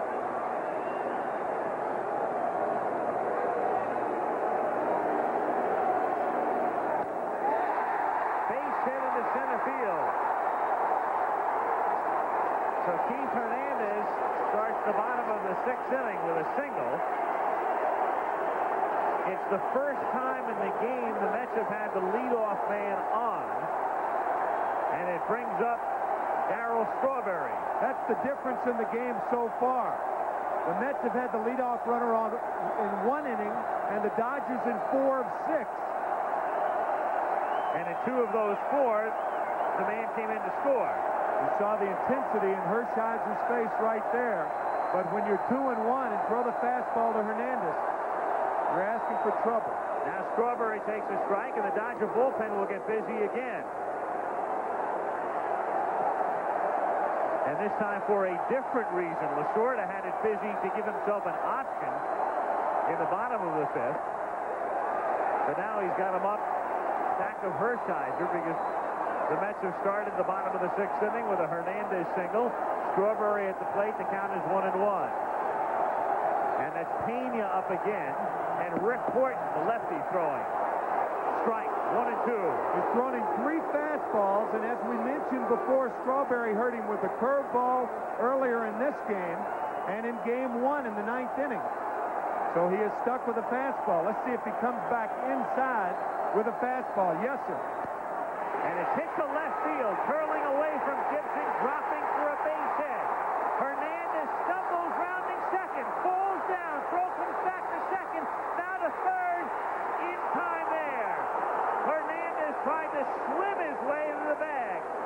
stumbled rounding second, fell down, got up, throw came into sacks with Strawberry sliding into second. Steve decided to throw back to third, and they get Hernandez trying to dive into the bag in quicksand. Hernandez had the right idea by wanting to go to third, and now he holds up too late. The throw goes into second, and by the time he comes to third, he crawls into third base. They have him by, I think, the length of a finger. And Hamilton takes the bag away from him with his foot. Enough of it anyway.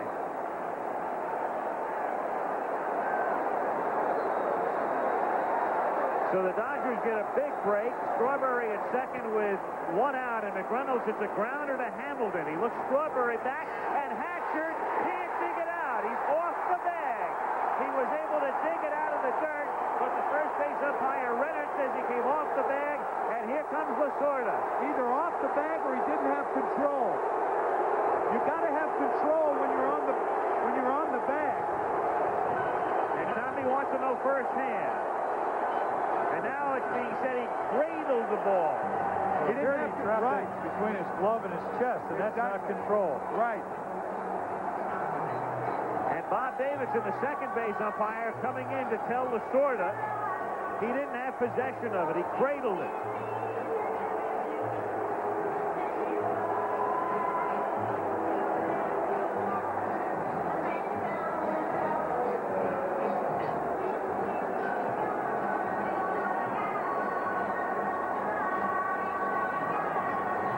Here it is one more time.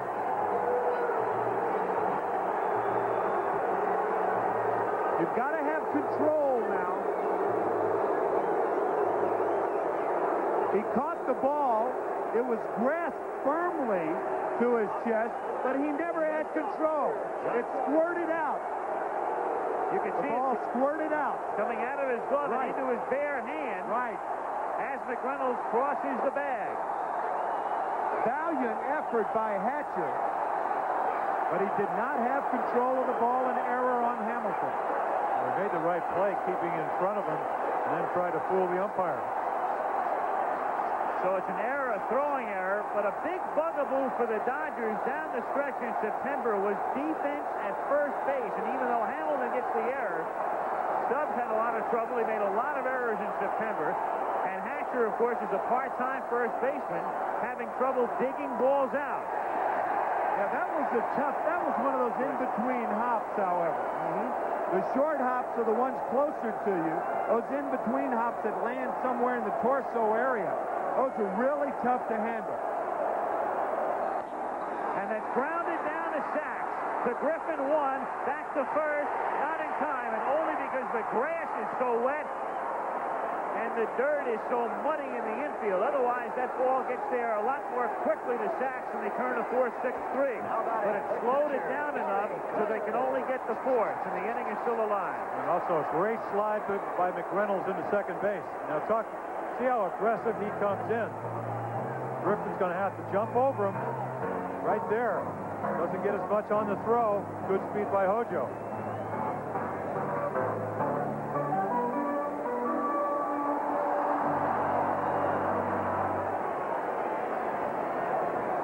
With two out, runners at first and third, and Gary Carter coming to the plate.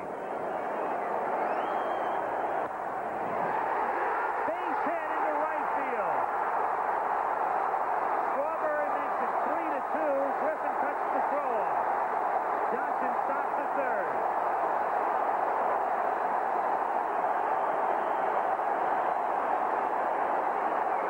This is one of the zaniest, craziest innings I've ever seen in my life. One run is scored with all the animation on the bases. Hernandez being thrown out at third, the bobble at first base, and Carter going to right field. Just as unusual. Gary Carter doesn't do that but a handful of times all season. And here he trickles one through on the right side to score the second run for the Mets. Man. So it's 3-2 and Backman at the plate. Two out and two on. Now the Mets have the crowd on their side. They haven't had the crowd up to now. 1-0. They've had them on their side, but they've been very quiet and pensive.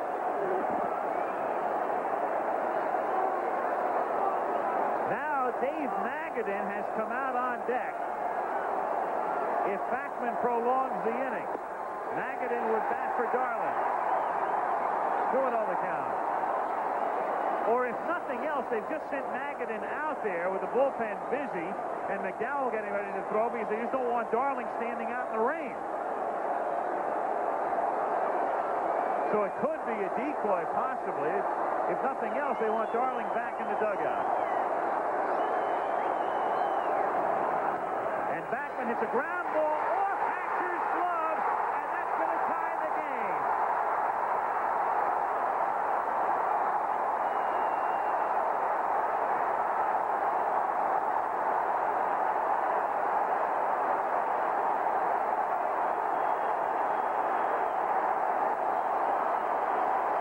Lasorda still furious over that call when Hatcher, cradling it, has just seen the lead evaporate. And we talked in the first game and a little bit here, even though it wasn't necessarily applicable on that throw by Hamilton, but the right side of the infield, especially at first base, defensively has hurt the Dodgers down the stretch. True. And that ball is going to be an out because it's hit slowly. Steve Sachs is playing. Now, Hatcher does what his instincts tell him, but we're talking, and what you said earlier, Al, not a very good defensive first base position for the Dodgers, whether it's Stubbs or Hatcher. Dives for it, instincts take over, take another look from it from right field. Sachs is right behind that ball for the third out. Crazy inning. It'll be scored a single, and a run batted in, and Magadan bats for Darling. McDowell in the bullpen. Low ball 1. And the 1-0 misses ball 2. 2-0.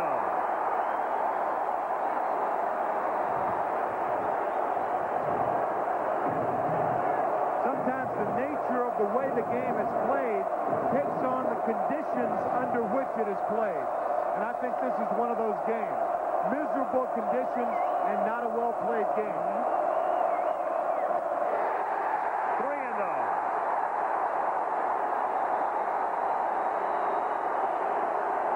The Dodgers score 3 runs on 2 infield outs and an error, and the last 2 runs the Mets have scored. One a little trickle-through ground ball, and the other one, the ball hit by Backman off the glove of Hatcher. And he has every reason to smile now. Which is something you almost never see during a game. Right. That's right. And a big grin from Stottlemyre as well.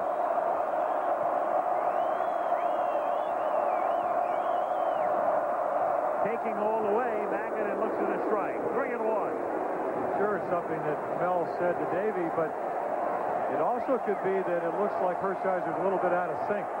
He is not the pitcher he was over the last month, and as you talked about the conditions today, could be one of the reasons. I think sync's the right word to use here. Not as wet as one. 3-2, 2 out. The runners are going. Carter from second. Backman from first. They're off, and the pitch is grounded to Hamilton, and Hamilton tags Carter for the fourth. So this bizarre inning is over. The crowd explodes. The Mets get 2. We go to the 7th, and a 3-3 tie. The heart of the batting order. Keith Hernandez, Darryl Strawberry, and Kevin McReynolds coming up. Time beginning to run out. Here's the 2-1 pitch. Line drive, base hit to center field. Hernandez on with a clean single to center. It'll bring up Strawberry. The pitch on the way, and he bloops one over the third baseman's head. Dropping in, base hit. Runners on first and second. The ball bobbled. Hernandez pulled the hamstring, fell down, tried to get to third. He's out, and he's hurt. Hernandez fell down between second and third. I couldn't tell whether it was the hamstring or not. It must have been. He tried to get up. He toppled to the ground again, literally tried to crawl to third on his hands and knees, But now he's walking off as though the hamstring is all right. So the Mets wind up with Strawberry on second and one man down. The batter is Kevin McReynolds. Mets still trailing 3-1. And a ground ball hit to third. Big hop. Hamilton has it. Throws to first in the dirt. Safe at first base. Safe at first base. Holding at second, Darryl Strawberry. Here comes Tommy Lasorda. We'll have an argument here at first base. Dutch Rennert made the call. The Mets will have runners on first and second with one man down. Gary Carter has a couple of hits. The pitch. And a ground ball hit through the hole. A base hit to right field. Strawberry scores. Going to third. Hojo. And he's safe at third base. It's 3-2. Carter hit a slow ground ball through the hole on the right side of the infield. A base hit. Strawberry is in to score, and Howard Johnson goes first to third. Hershiser, a 2-0 count on Wally Backman. The pitch. Ground ball on the right side of the diamond, off the glove of the first baseman, safe. Tie game.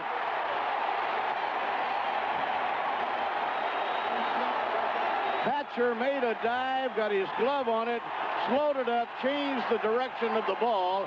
Infield hit. The game is tied at 3-3.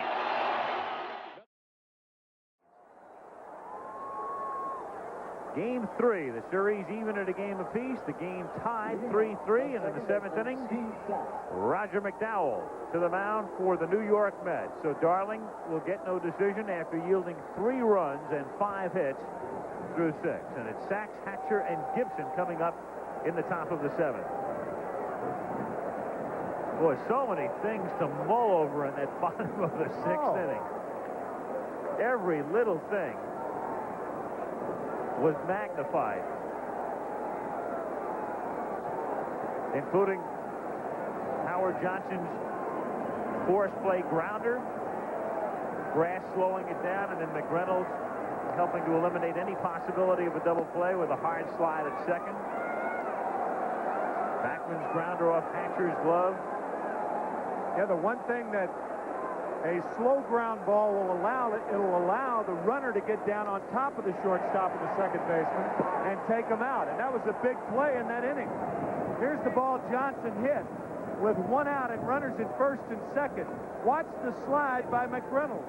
As Al said, the grass holds up the ground ball, allowing McReynolds to get down and take out Alfredo Griffin. McReynolds slid a little bit out of the baseline, but as long as you can touch second base.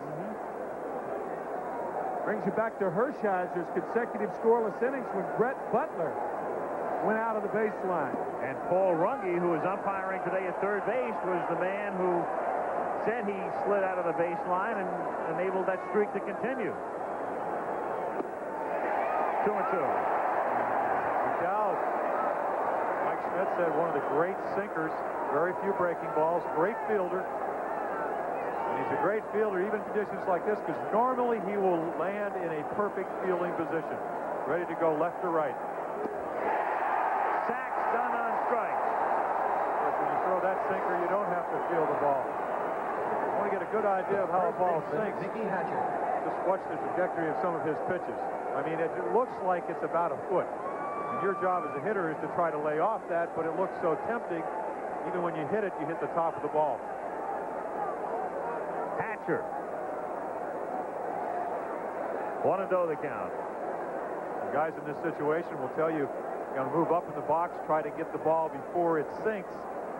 Good sinker ballers just start making the ball down, down, down. And when sinker ballers are tired, their sinker's a lot better, right? And Roger McDowell tired. He's had about 3 hours sleep because he's been at the hospital with Karen McDowell. She gave birth to their first child yesterday. Logan Dean McDowell. Backman throws Hatcher out. 2 down. So the new pop working here in the 7th, and he's the pitcher of record. And here comes Gibson, who's 1 for 3 today and 1 for 9 in the series. An interesting thing what you said, Timmy. Here's a low ball hitter. And what McDowell, and even though McDowell knows he's a low ball hitter, his strength is the sinker. If he throws him belt high pitches and he's pitching really to the benefit of Kirk Gibson. So what he'll do is just make him swing at sinkers that are a little bit lower than he'd like it, and the result should be a ground ball. Sinker ball pitcher, it's a dangerous assignment when they have to pitch to Gibson. As you said, a low ball hitter. You get it down and in, he can hit it as far as anybody. And here he is trying to bunt again. I don't believe it. I just don't understand it. I mean, I know Marshall's going good, and you want him to have a chance at bat, but not when you have home run capabilities. There are 2 outs. That's the second time Kirk has tried to bunt with 2 outs and nobody on. And here it is again. I mean, certainly he has a chance to steal second base if he does get on, granted. But the odds are better for him to hit an extra base hit, especially against the sinker ball pitcher. Especially against the best fielding pitcher in the National League, so says Mike Smith. But this is a game of emotion. Sometimes they're not always right. I'll tell you what, if Kirk Gibson would bunt off me, I wouldn't go up and kiss him, but that's right. I'd give him a hug. You've always been a little bizarre. Yes. Well, you would. I mean, you know, here you are in a tie ball game. You want the home run hitters bunting. He's doing you a favor. He really is. 2 out, bases empty. And Gibson hits a fly ball to center field. Wilson started in. Now has to go back and has plenty of time to get there and make the catch. Looking up into the raindrops at the end of 6.5. Dodgers 3, Mets 3.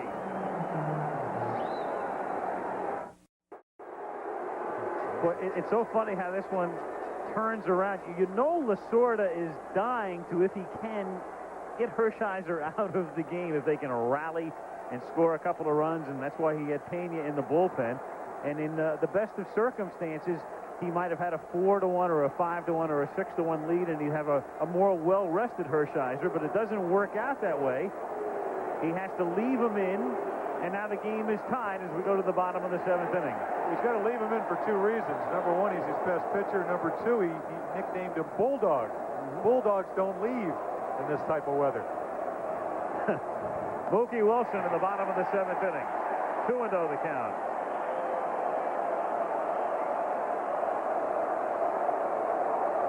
Wilson, Jeffries, and Hernandez in a 3-3 tie. Strike, 2-1. It's an interesting thing. You want them ready for Game 7, but on the same hand, you want to get to Game 7. And that's the dilemma. Yes. That's a strike, and the count 2-2. But you can see when you get a check swing on a 2-1 fastball in the 7th inning, that's an indication of how well he has continued to throw. He's throwing as well now as he was in the 1st inning.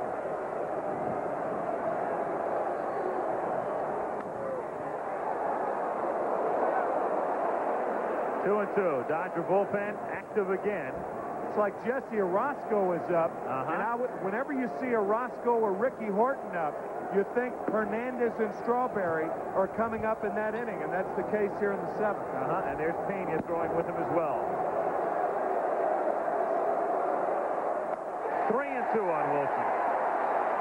Of course, the thing to look at is velocity is still good, but how about control? How about movement on the ball? How about making quality pitches? And you have to do that in the 7th inning to be successful. And Wilson is on.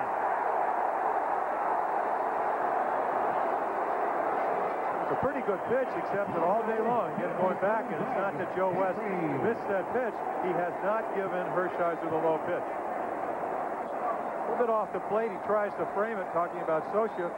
Wilson, who does not walk a lot, takes it for ball 4. I tell you, it's an interesting, you talked about framing it. Whenever a catcher turns the glove over to the ground, an umpire a lot of times thinks that's an indication that it's too low. And that's what Socha did then, like a pizza pan. He turned it to his left, had the webbing facing the ground, and that's probably why he didn't get the call. 1-0. Hamilton charges from third. Jeffries squares. Pitch away. Ball 2. 2-0. This is where you might think if you're Tommy Lasorda is getting tired. Impeccable control, average a little bit over 2 walks per 9 innings. He knows Jeffrey's bunting, or at least he's squared around, and he still can't throw a strike. That's a pretty good indication. Maybe the weather is taking its toll. Bunted foul, and the count is 2-1. Bad ball. Yes, yeah. Really helped him out. You judge for yourself. It's 2-0. Is this a ball? Appeared to be. Yep. Of course, also, as you said, Timmy, it's the ball you see. It's up by your eyes. Yeah. And whether you're bunting or hitting, you think you can sacrifice, especially on a ball away, and especially if you're a self-confident young man like Greg Jeffers. Wilson goes, and it's chopped down to Hamilton. Over to Hatcher for the out. So with a runner going, Jeffries chopping it to third for the out. And Wilson now at second with 1 gone. And up comes Keith Hernandez.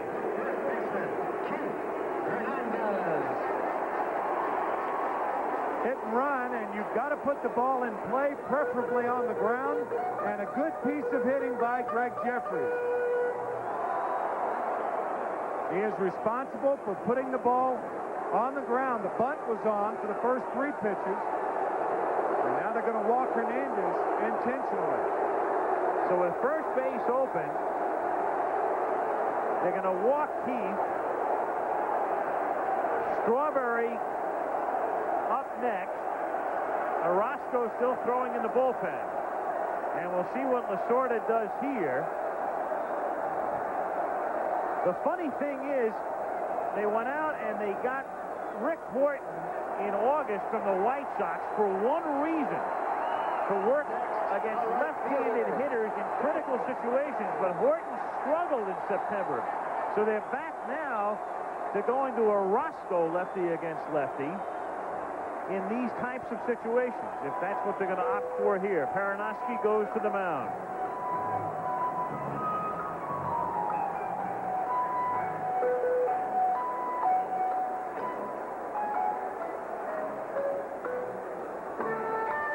They may be talking about how to pitch Strawberry, too.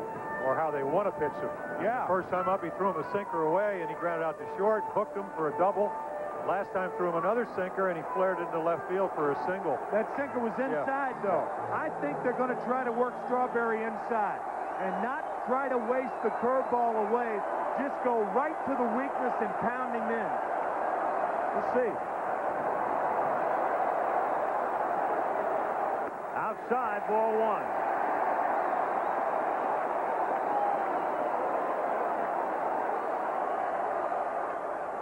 Ooh, 2-1. Rarely this season has Hernandez been walked to get the Strawberry. In any season. In any season, that's right. But particularly this season, since Strawberry the last 2 years has become such a dominating offensive player. Hit down to Sachs. To Griffin 1. To first, and Hatcher digs it out. Double play. So they get Strawberry to hit into a DP on a 3-1 pitch. Ladies and gentlemen, IBM presents You Make the Call. With a runner on second, a batted ball hits an umpire before the fielder has a chance to field it. Is the base runner allowed to score? You make the call. Anytime a ball hits an umpire before a fielder has a chance to field it, it's a dead ball. Give the batter a hit, but if you said the runner goes back to second, you made the right call. Teetering on the brink, Hershiser works his way out of a 7th-inning jam with the pitcher's best buddy. Yes, and how does he do it? Throws him a sinker away. Darrell tries to pull it. Results a ground ball to Sachs. Griffin turns it. And here's the key of the play right here. Mickey Hatcher, who trapped that ball earlier, comes up with it for the final out. Excellent play. That was a terrific play by Mickey Hatcher. That in-between hop, whenever that hop ends up right around the waist, you know you have to have softer hands. That was right around the knees. Tough hop. Good play. Mainly going on a wet field. You don't know if the ball is going to skid, come up. He stabbed it. Well, in the rain. And the cold. Bad on the quaff, too.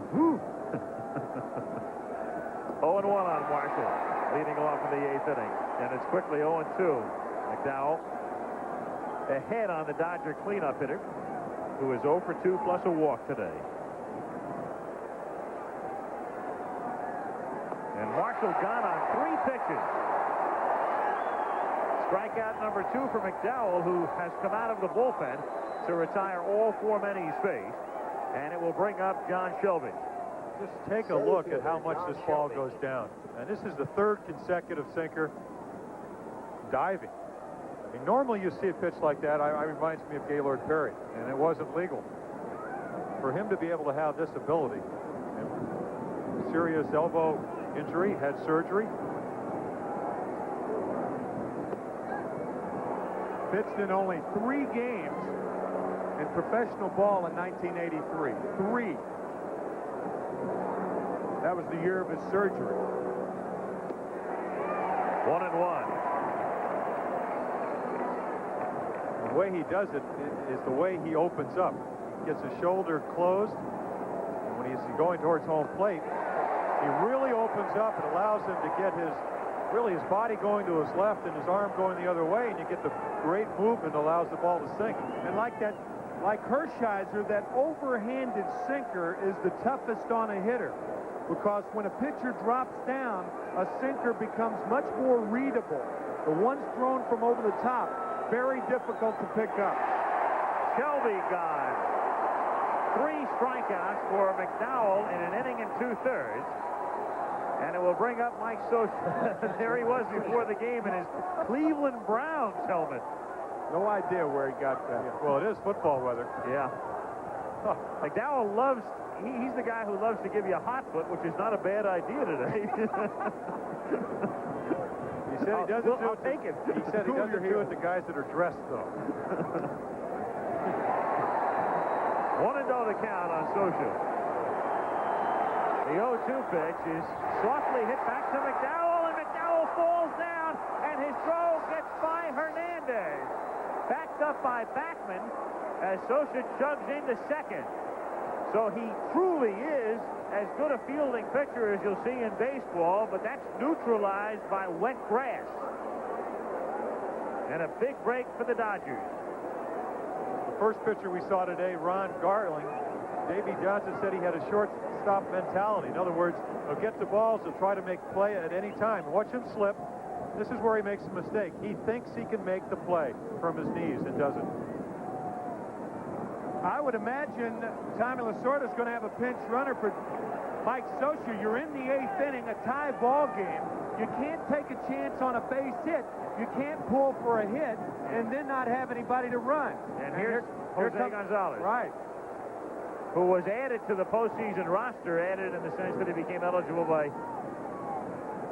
his insertion into the 24-man postseason roster for the purpose of pinch running, and also because he's a very fine defensive outfielder. They try to protect the lead in the late innings. So Gonzalez comes in to run, which means Dempsey will come in to catch, and Hamilton comes up with 2 on or 2 out and the man on in the 8th inning. And it's 2-1 on Hamilton. And in the Dodger bullpen, as you look at Stottlemyre and Johnson, Jay Howell is throwing. There he is, their closer. If they get down to Hershiser's spot. Hamilton hitting here is the number 7 hitter. And it's 2-2.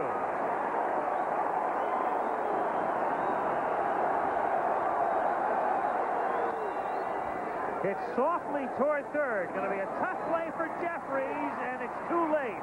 Hernandez, knowing he had no chance, Gonzalez diving back to third. So Keith stepped off the bag to take the throw and make sure Gonzalez wasn't going to round third and attempt to score. So Hamilton legs it out safely. The Dodgers have runners at first and third. Griffin is due up, but Lasorda may go to the bench.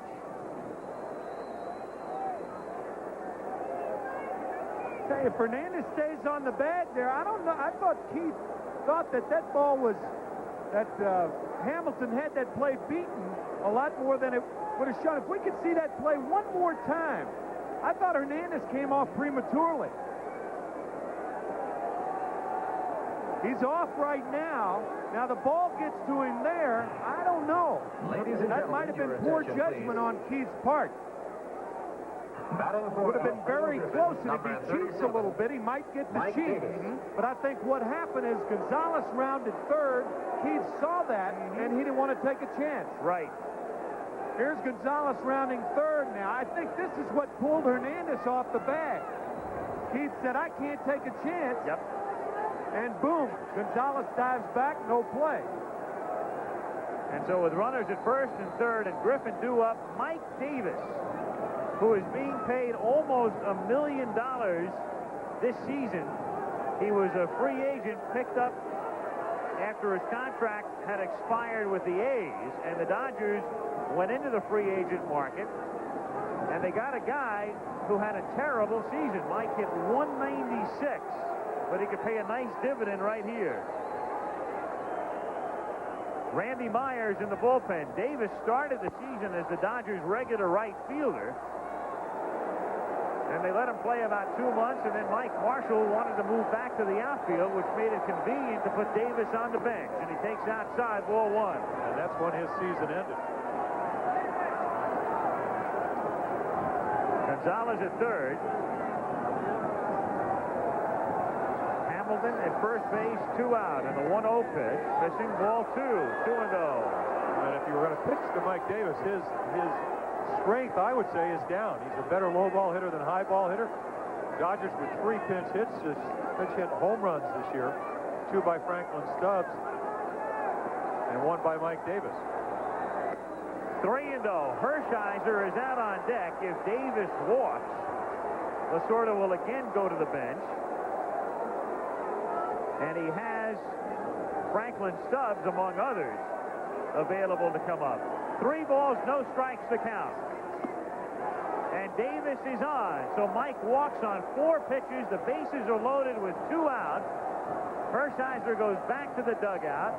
Now you've got Myers in the bullpen. So if Lasorda were to opt for Stubbs, you'd be sure to see Myers. He also has Danny Heap available, and there is Heap. So now Heap, also a left-handed batter, comes out of the dugout, and as soon as he is announced, we will see what Johnson decides to do. Davey is simply waiting right now for the announcement to make sure that Heap is officially in the game before he does anything. And now here comes Danny Heap, a former Met. Ladies and gentlemen, remember the 1986 World Championship team? Danny back in 1983 led the majors in pinch hit homers with 4. Davey Johnson remembers that. And all Johnson was waiting for was the announcement. Now that Heap is officially in the game, Johnson goes to the mound. Johnson goes to the bullpen with the bases loaded, 2 out in the 8th inning. Randy Myers comes in to face the Dodgers in a 3-3 tie. Mike Sharperson's going to come up to hit for the Dodgers. Heap was announced as the pinch hitter, forcing the move to the bullpen. And with Randy Myers warming up, here's the inside pitch on him from Mike Schmidt. Randy Myers is a perfect closer for the New York Mets. He's got that personality you need when you come in those clutch situations. Never smiles, wants the ball from the manager, and can come right in and throw fastballs. I'm talking 95 miles an hour every time he lets it go. Maybe in the playoffs it'll get up to 98. He'll show an occasional slider to a right-hander. He'll use the slider more often against the left-handed hitters. A good note about Randy Myers is the league is hitting 175 against him. The league is hitting 175, and Sharperson this season, who spent a good part of the year in the minor leagues, hit 271. As a pinch hitter, Sharperson was 3 for 22, and the only reason he is even eligible for postseason play was the injury to Dave Anderson when his back acted up just prior to the end of the regular season. And the pitch up high to the former Toronto farmhand with Gonzalez at third, Hamilton at second, and Davis at first. Sharperson coming over in a deal with Toronto last year. And up here with the bases loaded and 2 out. Takes high, ball 2, 2-0. And it's ball 3, 3-0. Taking all the way, it's a strike. 3-1.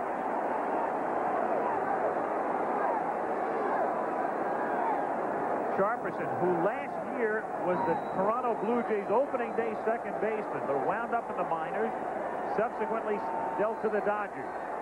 And the 3-1 pitch to him is a strike, 3-2. He couldn't talk his way into ball 4.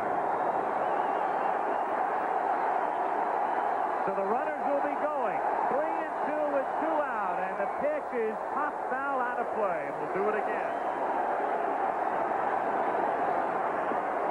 And the Dodgers take the lead on a bases-loaded walk as Gonzalez makes it 4-3, and all of this taking place with 2 out. And again, another run in this game without a ball being hit out of the infield.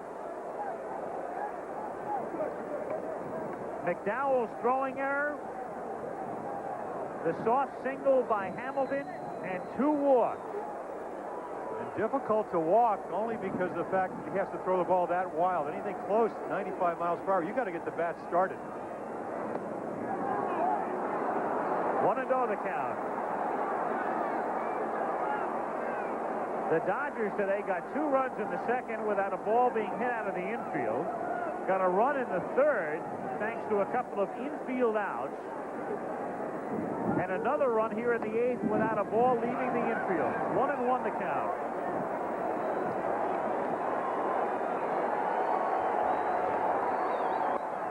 Comebacker back through the middle. It's speared by Johnson, who throws in time, just in time. They take care of sacks, but the Dodgers take the lead with a run on the 8th. It's 4-3 L.A. Even Davy Johnson, manager of the Mets, has days when his pitcher and his stomach balk. Can't believe he walks the leadoff batter. Which is why Davy keeps Rolaids nearby. Rolaids antacid is serious medicine that consumes all the acid required to bring millions 100% relief. Hope he doesn't throw him a fastball. And on days filled with errors and frankfooters, Rolaids relief is what's needed most. I should have gone into golf. Get serious relief. Get Rolaids. Watch Howard Johnson. If he doesn't make this play, 2-run score. Mike Davis even scores from second. Johnson looked at second. See that little hesitation, caught in between, and he just gets Steve Sachs at first base. Otherwise, it's a 6-3 game. It's a bang-bang play. Jay Howell comes in to pitch. As Hershiser goes 7, and it's Orel's game to win, with the Dodgers taking the lead. 4-3. Rick Dempsey is the new catcher. Gonzalez had gone into pinch run for Sosa. Tracy Woodson takes over at first base. And Mike Sharperson, who drew that bases-loaded walk, pinch hitting for Hershiser, remains in the game at shortstop. Number 27, Mike Sharperson. At first base, batting second, number 21, Tracy Woodson. Catching at batting 6. Woodson is going to bat in the number 2 spot. Dempsey is going to hit in the 6th spot. And Howell hits in the number 8 position. Well, the sun has come out, literally, for the first time today at Shea Stadium. Not so figuratively, though, for the Mets fans in the top of the 8th inning as the Dodgers break the tie, lead 4-3. And now it's McReynolds, Johnson, and Carter in the bottom of the 8th inning. Howell, the loser in Game 1, trying to save Game 3. 1-0 the count. And losing that game, it all started when he walked McReynolds.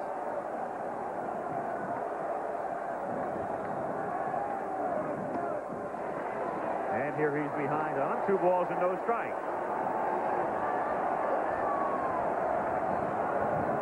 Kevin, during the regular season, 288 with 27 homers, 99 RBIs, but 0 for 10 in the playoffs. And it's 3-0.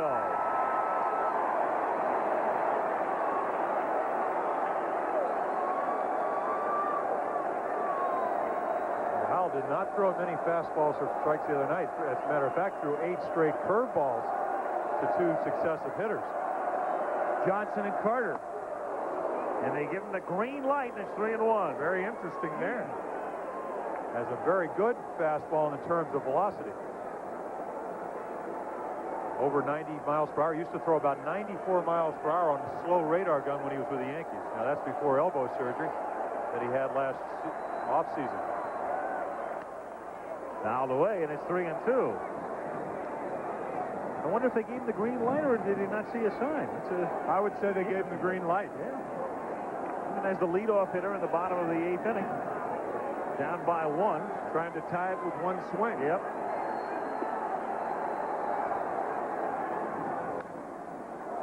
Hot foul. Dempsey comes back, runs out of room. Still 3-2.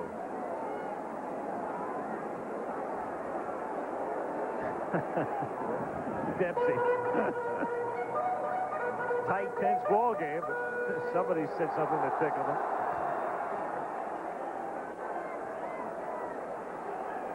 Davy Johnson asking to look at the ball or the glove, maybe, of Jay Howell.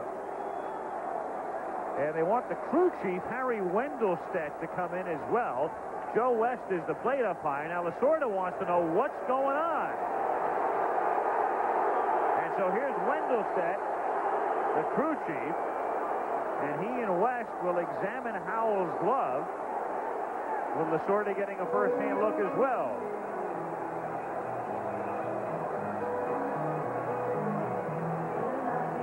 Well, the other night we were talking about when Alejandro Pena came in, and it did look like to be some foreign substance on the back of his glove. Maybe they're a little bit confused. Or maybe he picked up Pena's glove from the bullpen. I doubt if that happened, though. Now they're looking at the inside of the glove. You notice Dempsey had his hand in there, and Joe West kind of slapped it out of the way. And this comes with a count 3 balls and 2 strikes. It's like a Norman Rockwell painting. Yeah. Of course, you know, as an umpire, you have to, number one, make a decision. That threw him out of the ballgame. Yeah, look at this. Can you believe this? But obviously, they've got the evidence, because there's only a very mild protest from Tommy Lasorda. But also, look at this. Bart Giamatti, the National League president. Now, Wendelstedt is going to take the glove over to Giamatti.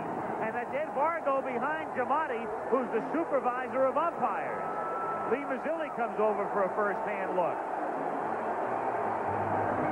Well, to be quite honest, Al, former National League president Chuck Feeney there as well. Not one pitch did anything that would make you believe that it had a foreign substance on it. I'm just talking from an umpire. And usually when you, as an umpire, you see the ball come up there, you could tell whether it's a spitter or it has Vaseline on it, because the ball will react funny. I wonder if Davy Johnson had any knowledge beforehand. I mean, usually, there you see Dempsey. Now, it's not that funny, I don't suppose. But, I mean, Davy Johnson, I would think, would have to have knowledge beforehand before going out there to check it. There's no way that Davy's going to go out there and say that those pitches did anything differently. He just threw 5 pitches. The other night he was throwing a lot of curveballs. Yep. What's the indication? How did he know? Well, that's what I'm saying. None of the balls acted funny. No, they didn't go down. Usually, if a ball has a foreign substance, it's going to dip. Yes. Did he throw his glove out, or did he throw Howell out? Is he out just for the game or for the playoffs? In the regular season, he'd be suspended. I mean, that's the next question that has to be addressed here. He's thrown out of the game. Alejandro Pena will come in to pitch, but now the question becomes, what about the rest of the playoffs? And you'll recall the incident with Kevin Gross And the Joe Negro incident last year with Minnesota. Of course, what brought the umpire out in the Joe Negro incident was the ball did something funny. He went out there and examined. He found the file or the nail file in the back pocket. Kevin Gross, are you familiar with that, Timmy? I don't know if he defaced the ball. There was sandpaper. There was sandpaper in his glove. Was the ball actually defaced? The ball was scuffed. Yes. Well, there's no indication of any of those things today, though. Not from where Davy Johnson was. Joe West is out there. He called in Harry Wendelstedt, and Joe is checking the string. And it seemed that Harry went in to look for moisture, and he found it. He found something, but then he went back into the glove to look for more moisture. That might be one reason that Rick Dempsey was kind of reaching in there to take the glove away. What now, my glove? Cheat, cheat, cheat is the chant. And this is unprecedented in that this has never happened, to my knowledge, in postseason. So now the question becomes, what about the rest of postseason action? And we'll try to get a clarification on that as soon as we can. That's Ed Vargo again behind Giamatti. Vargo is the National League Supervisor of Umpires. What's so interesting is that Pena seemed to have a foreign substance on his glove on Wednesday night at Dodger Stadium. Now, I don't know if he changed gloves, but you picked up on that the other night, and well, we have just been told that the Mets knew on Wednesday night that Jay Howell had pine tar in his glove. And that's why they checked it today. They obviously have not told anybody, and we just found that out. That the Mets knew on Wednesday night that Jay Howell had pine tar in his glove. And it's a very interesting thing, too. Johnson let the inning start. Howell went 3-0, so he wasn't going to say anything. It went to 3-1, so the count was still in McReynolds' favor, and then when it got to 3-2 is when Davey came out. Davey just asking what the count was. The count, we may start again with Pena. Maybe the count's not 3-2 now. Well, if you throw That's what Davey was saying. If you throw a defaced ball, the rule book says that the ball becomes a ball, and you warn him once, and then you throw him out of the ball game. Now, he has not thrown a defaced ball as far as my knowledge is, so I don't know if we'll see. If the last pitch is a ball or not. Again, the umpires have to make that ruling. Now we are also more lucid as to why Kevin McReynolds was swinging 3-0. Absolutely. That tells you the story right there. That's exactly right. If he pops one out of the ballpark, big deal. Let him keep pitching until he gets a guy out. And it's funny because the last pitch was a foul ball. So in other words, they couldn't check for a defaced ball. But what you're saying, Tim, it's absolutely right. Had McReynolds popped out, they would have looked at the ball, found the pine tar on the ball, so McReynolds would not have been out. That last pitch, the ball wound up back in the seats as a foul ball. Right. The only exception to what you just said, Al, is that pine tar does not really go on the ball all the time. What it does, and I've seen a lot of pitchers use it, they said Peronowski was one of the greatest. I mean, everybody felt the reason he had such a great curveball is because he used pine tar, which gives you a better feel on your curveball and a tighter spin. The late Bob Moose, he couldn't shake hands till November. He had so much pine tar on his hand for 8 months. So meanwhile, back to the game where it's 4-3 Dodgers. The count is 3-2, and now it's ball 4. So there's Howell, vanished from the game. McReynolds draws a leadoff walk here in the bottom of the 8th inning, and Howard Johnson comes to the plate. 0 for 10 in the series. Well, the other pine tar incident in New York City was George Brett. The bat. Yeah, the bat.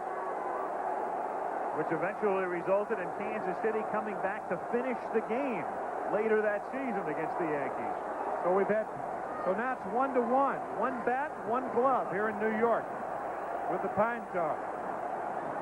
Man, Pena working on Johnson. Around the bunt, misses, strike 1.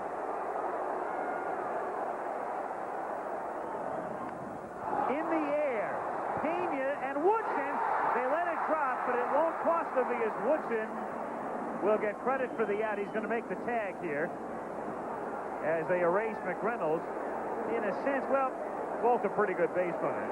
It really doesn't matter, McReynolds or Johnson at first base. It is a good play by Woodson. Go ahead, Jim. Well, yeah, it's good because he hopes that McReynolds will try to make a belated dash. He doesn't. Kevin plays it well, and I guess if you look at Kevin's record, 21 steals out of 21 attempts this year, heady base running by Kevin. And a poor bunt by Johnson, and no wonder. That's his first sacrifice try in 352 at-bats this year. Well, it goes back to what I said about knowing your players. A lot of times, to ask a player that can't bunt to bunt, you get that kind of result. Dempsey just came into the game as a catcher.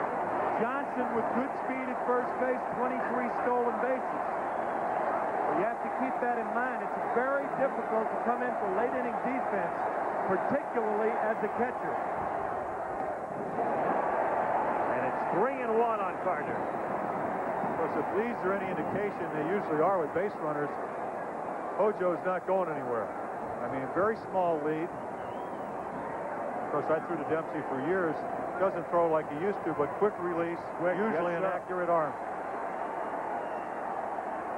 There goes Johnson. The pitch is a strike. The throw way offline and hits him. So Johnson with a stolen base, and the count will be 3-2 on Gary Carter. Most catchers, especially catchers that are on the bench, don't have a chance to warm up. Rick threw a few tosses, but he didn't throw any tosses to second base. And sure enough, a short hop, and the Dodgers are lucky because if this ball doesn't hit Johnson, it might be in center field, and Howard might be on third base instead of second.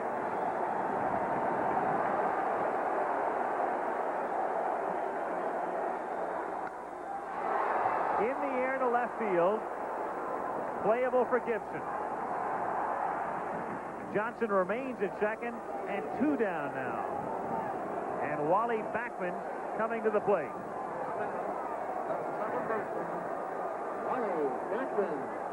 So Carter stymied here.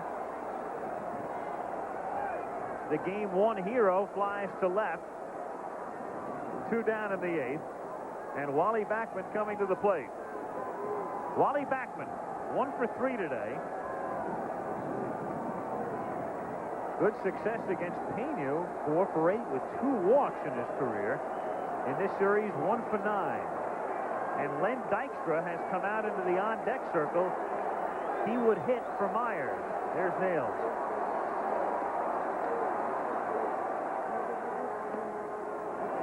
One to go.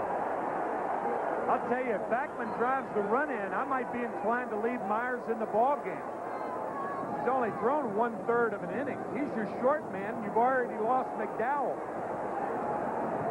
And if Backman doesn't get a hit, Myers is still in the game anyway. For the moment, they have Terry Leach throwing in the pen. Backman hits a drive to right center field. Shelby races back. It's by him.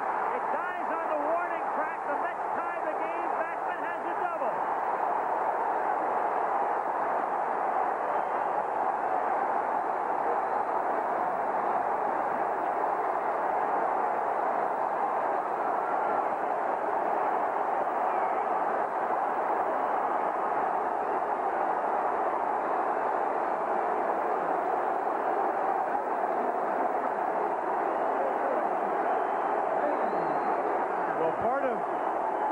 Pitching is good defense, but you have to throw the pitches where the defense is. They're playing around in left center. You see Shelby with a long run, no chance to get to it. As I said before, usually when he hits fly balls, they're caught, but not when you don't make good pitches and you're out of position. Dykstra now with a game tied 4-4, which means Myers is out of the game, and Leach will come in the 9th inning. Yeah, with the runner in scoring position now, you've got to use Dykstra. Had Backman had a single, Davy Johnson may have elected to leave Myers in the ballgame. But now the Mets do have a depleted bullpen. And the Dodgers do as well because Howell is gone. They go with Pena. There's Leach. This is one of those great postseason games where you've got to go to your key men in the bullpen, but then if it's tied, the longer the game goes, you're almost using your bullpen in reverse. You're using your middlemen as your short men.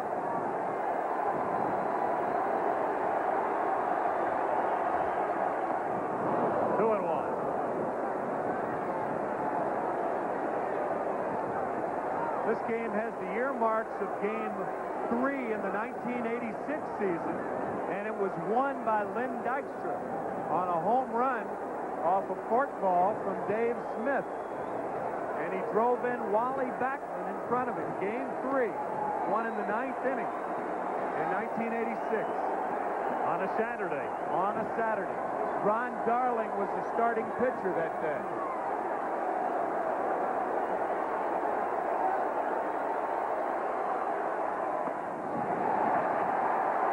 3-1. On deck is Mookie Wilson. Lenny's wife, Terry.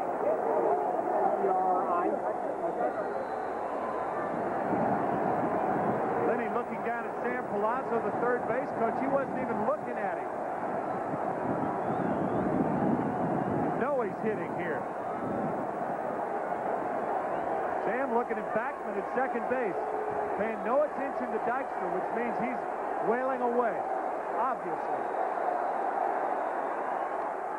3-2.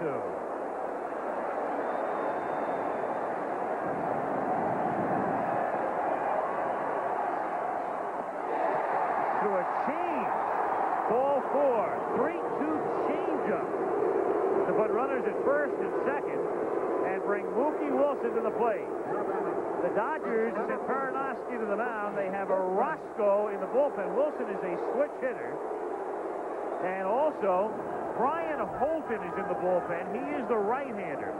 Wilson, as a right-handed batter, hit .282 this year. Lefty, .311.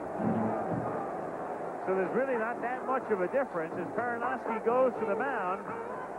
But enough of a difference that he wants a Roscoe. He wants Wilson to come up as a right-handed batter. So Pena is gone.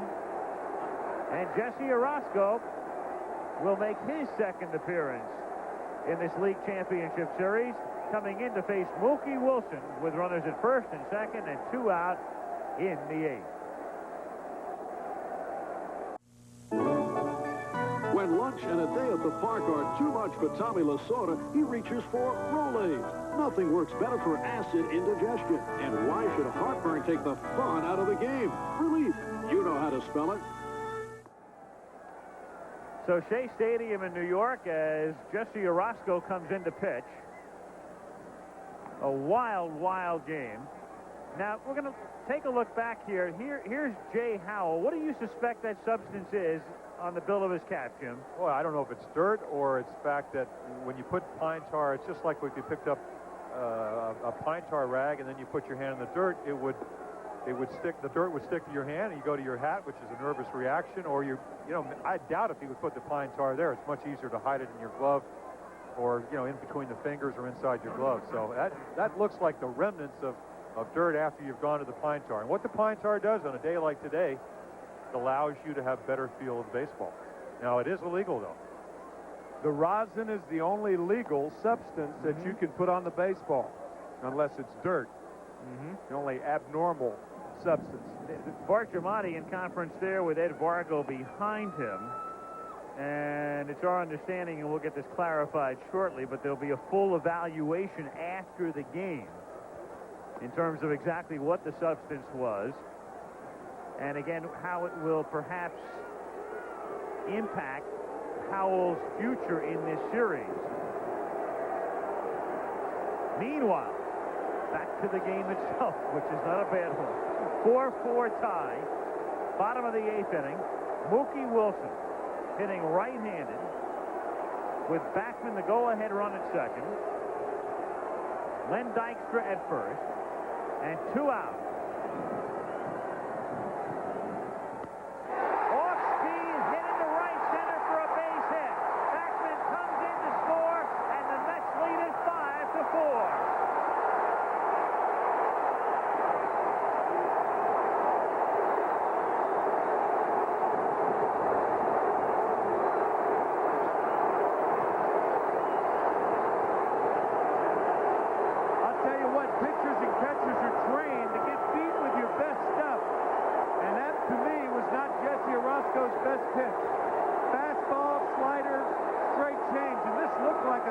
change. It looks like actually a hanging curveball, possibly. Something up in the strike zone, exactly where you don't want to throw it. But you got to give this man credit. Oh, yeah. He jumped on a high pitch, not a quality pitch, for the go-ahead run. Jeffries, and that hit him. He's hit by it, and the bases are loaded. And the Mets got a break, because if that ball doesn't hit him, it's by him, and Dykstra scores. Dodgers got the break. Yeah. The Dodgers got the break, right. That's a break for the Dodgers. If that ball doesn't hit Jeffries, it's certainly by Dempsey, and Dykstra walks home. On the foot, on the toe. And Davey Johnson is out to take a look at him. Davey, of course, is thinking down the road. How about tomorrow? Let's get this guy in. Let's freeze his foot if it's not already frozen from this weather. Now I can put Elster at short. I can put Johnson at third, and you really don't hurt yourself defensively.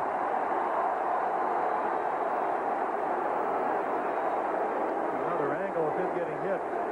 Ow.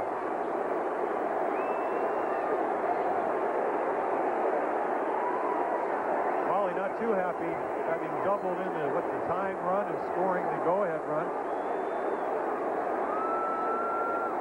So it's 5-4. Bases loaded with Dykstra at third, Wilson at second, and the hobbling Jeffries at first, and Keith Hernandez at the plate. 8th man to bat for the Mets in the bottom of the 8th inning. 5-4, New York. 1-0.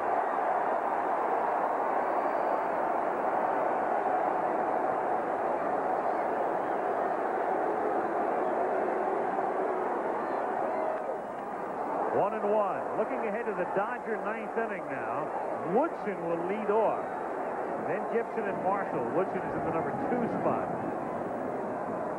And again, with McDowell and Myers gone, Leach had been warming up, and I believe David Cone is in the bullpen right now. It is Cone throwing in the Mets pen. 2-1. There he is, the one-time author, throwing in the bullpen.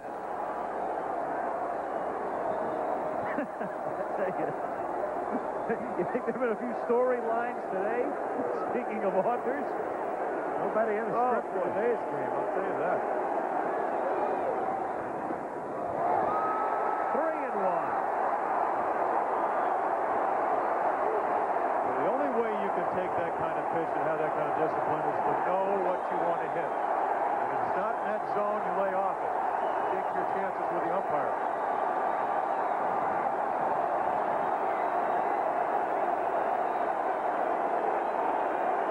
Bases loaded, 2 out, 3-1 the count.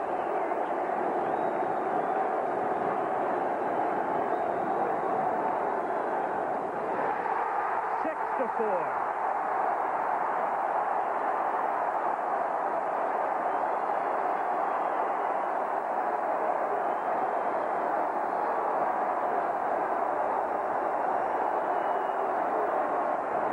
To the mound, Karanoski.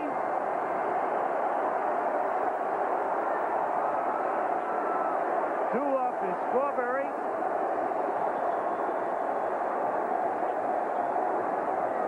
Coming in is Ricky Horton. In the 8th, Mets 6, Dodgers 4. All right, Ricky Horton in the pitch. Darryl Strawberry comes up with the bases loaded. They've taken Jeffries out of the game. He was hit by that pitch. And Kevin Elster will go into pinch run for him. So he's at second. Mets lead by 2, and Horton works on Strawberry, who hits it foul down the line and right, and the count is 0-1. Strawberry, the 9th man to come up in the inning. A looper to shallow left field, and it drops in for a base hit. 2 more runs score, 8-4.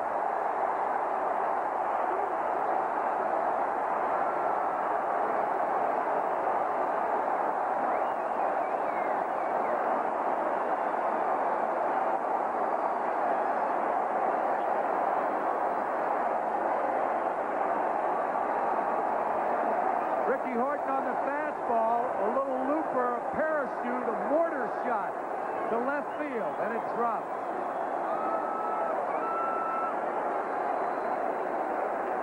That is Strawberry's 6th hit in 3 games. And his 3rd today, and he's driven in 3 runs. McReynolds 1-0 the count. You have to play Darryl so strong, and he's so deep because he's so strong that loopers are going to fall in. Now, nobody's going to catch that one. That's right. Smaller hitters wouldn't get a hit like that. Possibly. McReynolds up for the 2nd time in the inning. He started things with a walk. And, of course, that was the sequence during which Howell was thrown out of the game. And he hits a bouncer to 3rd. And the inning is finally over. But the Mets send 10 men to the plate, score 5 times, and lead it 8-4. Now Davy Johnson has come out to talk with West, the home plate umpire, something about Howell, I think. Does he have on any jewelry? Are they going to check his glove? We'll see. Now they're calling in John McSherry. They want to check the glove. Here comes Tommy Lasorda. I believe the ball's being scuffed up, and they're going to look at the glove. That'll bring Tommy Lasorda out in a real hurry. Terry Wendelstadt, the crew chief, that's who was called in, the other umpire. Crew chief Wendelstadt going through the glove, looking at it to see if there's anything on it. Looking as though they're looking for the Vaseline kind of substance rather than a cutting substance, as he's rubbing his fingers over the heel of the glove. This is a tough one for Wendelstadt, boy. Isn't it, though? Because it looks like he's getting something on his fingers. It does look like he's feeling something there, but and Tommy Lasorda is really going to be livid if the glove is clean.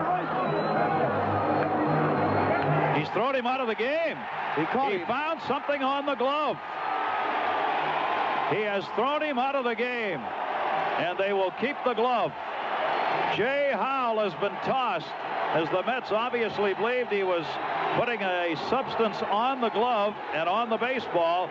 Now Bart Giamatti, the National League president, the glove is being walked over to Giamatti right now. He's sitting beside the Mets dugout. Giamatti is checking it. Eddie Vargo, the head of the umpires in the National League, is also there to check it. But Wendelstadt makes the decision, and he's already made it. Boy, that is a gutsy call by Harry Wendelstadt. Jay Howell ejected from the game. Now Tommy Lasorda is letting the plate umpire have it. But that'll be all to no avail. Now Kevin McReynolds, 3-2. Pena's delivery to him. Inside he walked it. But Davy Johnson got just what he wanted. Howell will be charged with a walk. Pitching no part of an inning, but responsible for that base runner who's on there now. Now Wally Backman with a chance. Get this ball game tied up.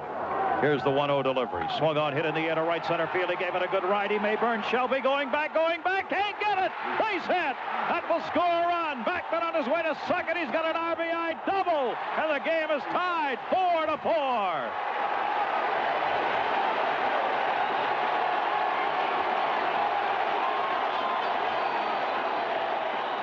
Now Mookie Wilson. Mookie batting right-handed against Jesse Orozco. Here's the 1-1 pitch. That's swung on, line drive, base hit, right center field. Wally Backman comes around to score. Dykstra on his way to third, and the Mets lead 5-4. Mookie Wilson, an RBI single.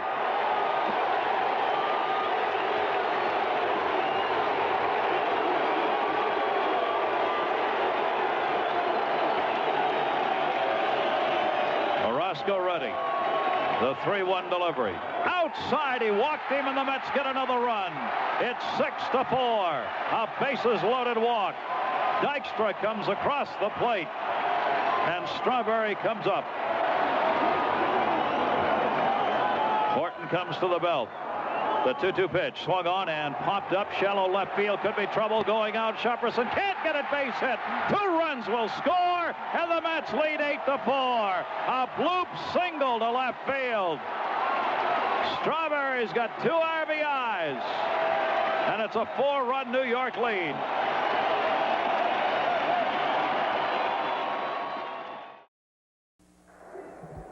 Al Michaels with Tim McCarver and Jim Palmer, Shea Stadium in New York on a wild and wet Saturday afternoon where the Mets come up with 5 runs in the bottom of the 8th inning and lead it 8-4. And David Cone comes out of the bullpen.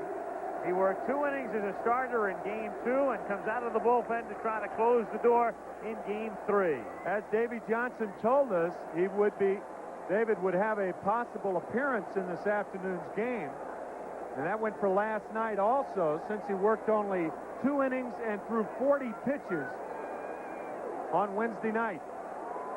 Elster, who pinch ran for Jeffries, stays in the game. He'll play short, and Howard Johnson moves over to third with Jeffries gone. And so Cone now works on Tracy Woodson. Dykstra stays in the game in center field. And the pitch is a strike.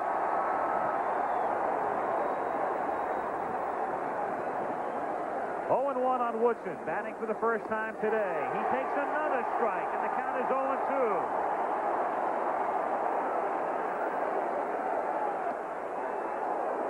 Cone, the other night, gone after the opening couple of paragraphs, is trying to write the climax today. And the count 1-2. Cone coming out of the bullpen to assume a starting role in May. That was after 7 relief appearances. The 2-2 pitch got him swinging. Blew it by him. Woodson gone. 1 out of the 9th inning. And Gibson coming up. Again, college football will follow. Another look here. Up and in on him. Again, Howell thrown out of the game. There are the games. You'll see one of those in your region next. Howell thrown out of the game. The word we get from the National League president, A. Bartlett Giamatti, thrown out because an illegal substance was suspected. They will investigate fully and further after the game, and it will be determined what penalty, if any, will apply to Jay Howell. Gibson hits it foul off to the right.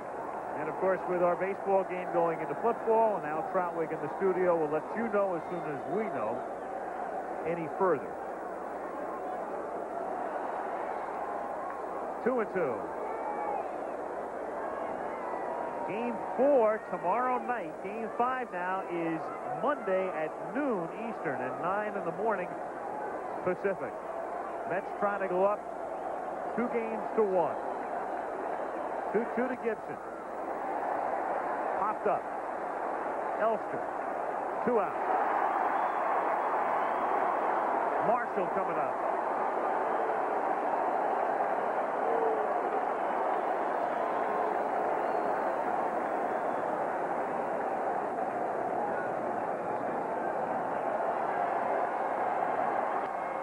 To center field. Dykstra had trouble but makes the catch.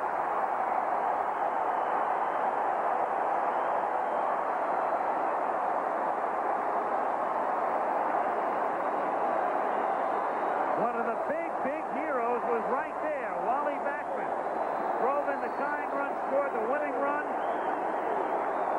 as the Mets take the lead in the series 2 games to 1. There's a guy right there who was out of a job when the season started. 2 years ago, he had 320. Tim Temple, the other second baseman, was given the job in spring training. Backman hit 180 through May 22nd, and has come back to be certainly the hero of this ball game, or one of them.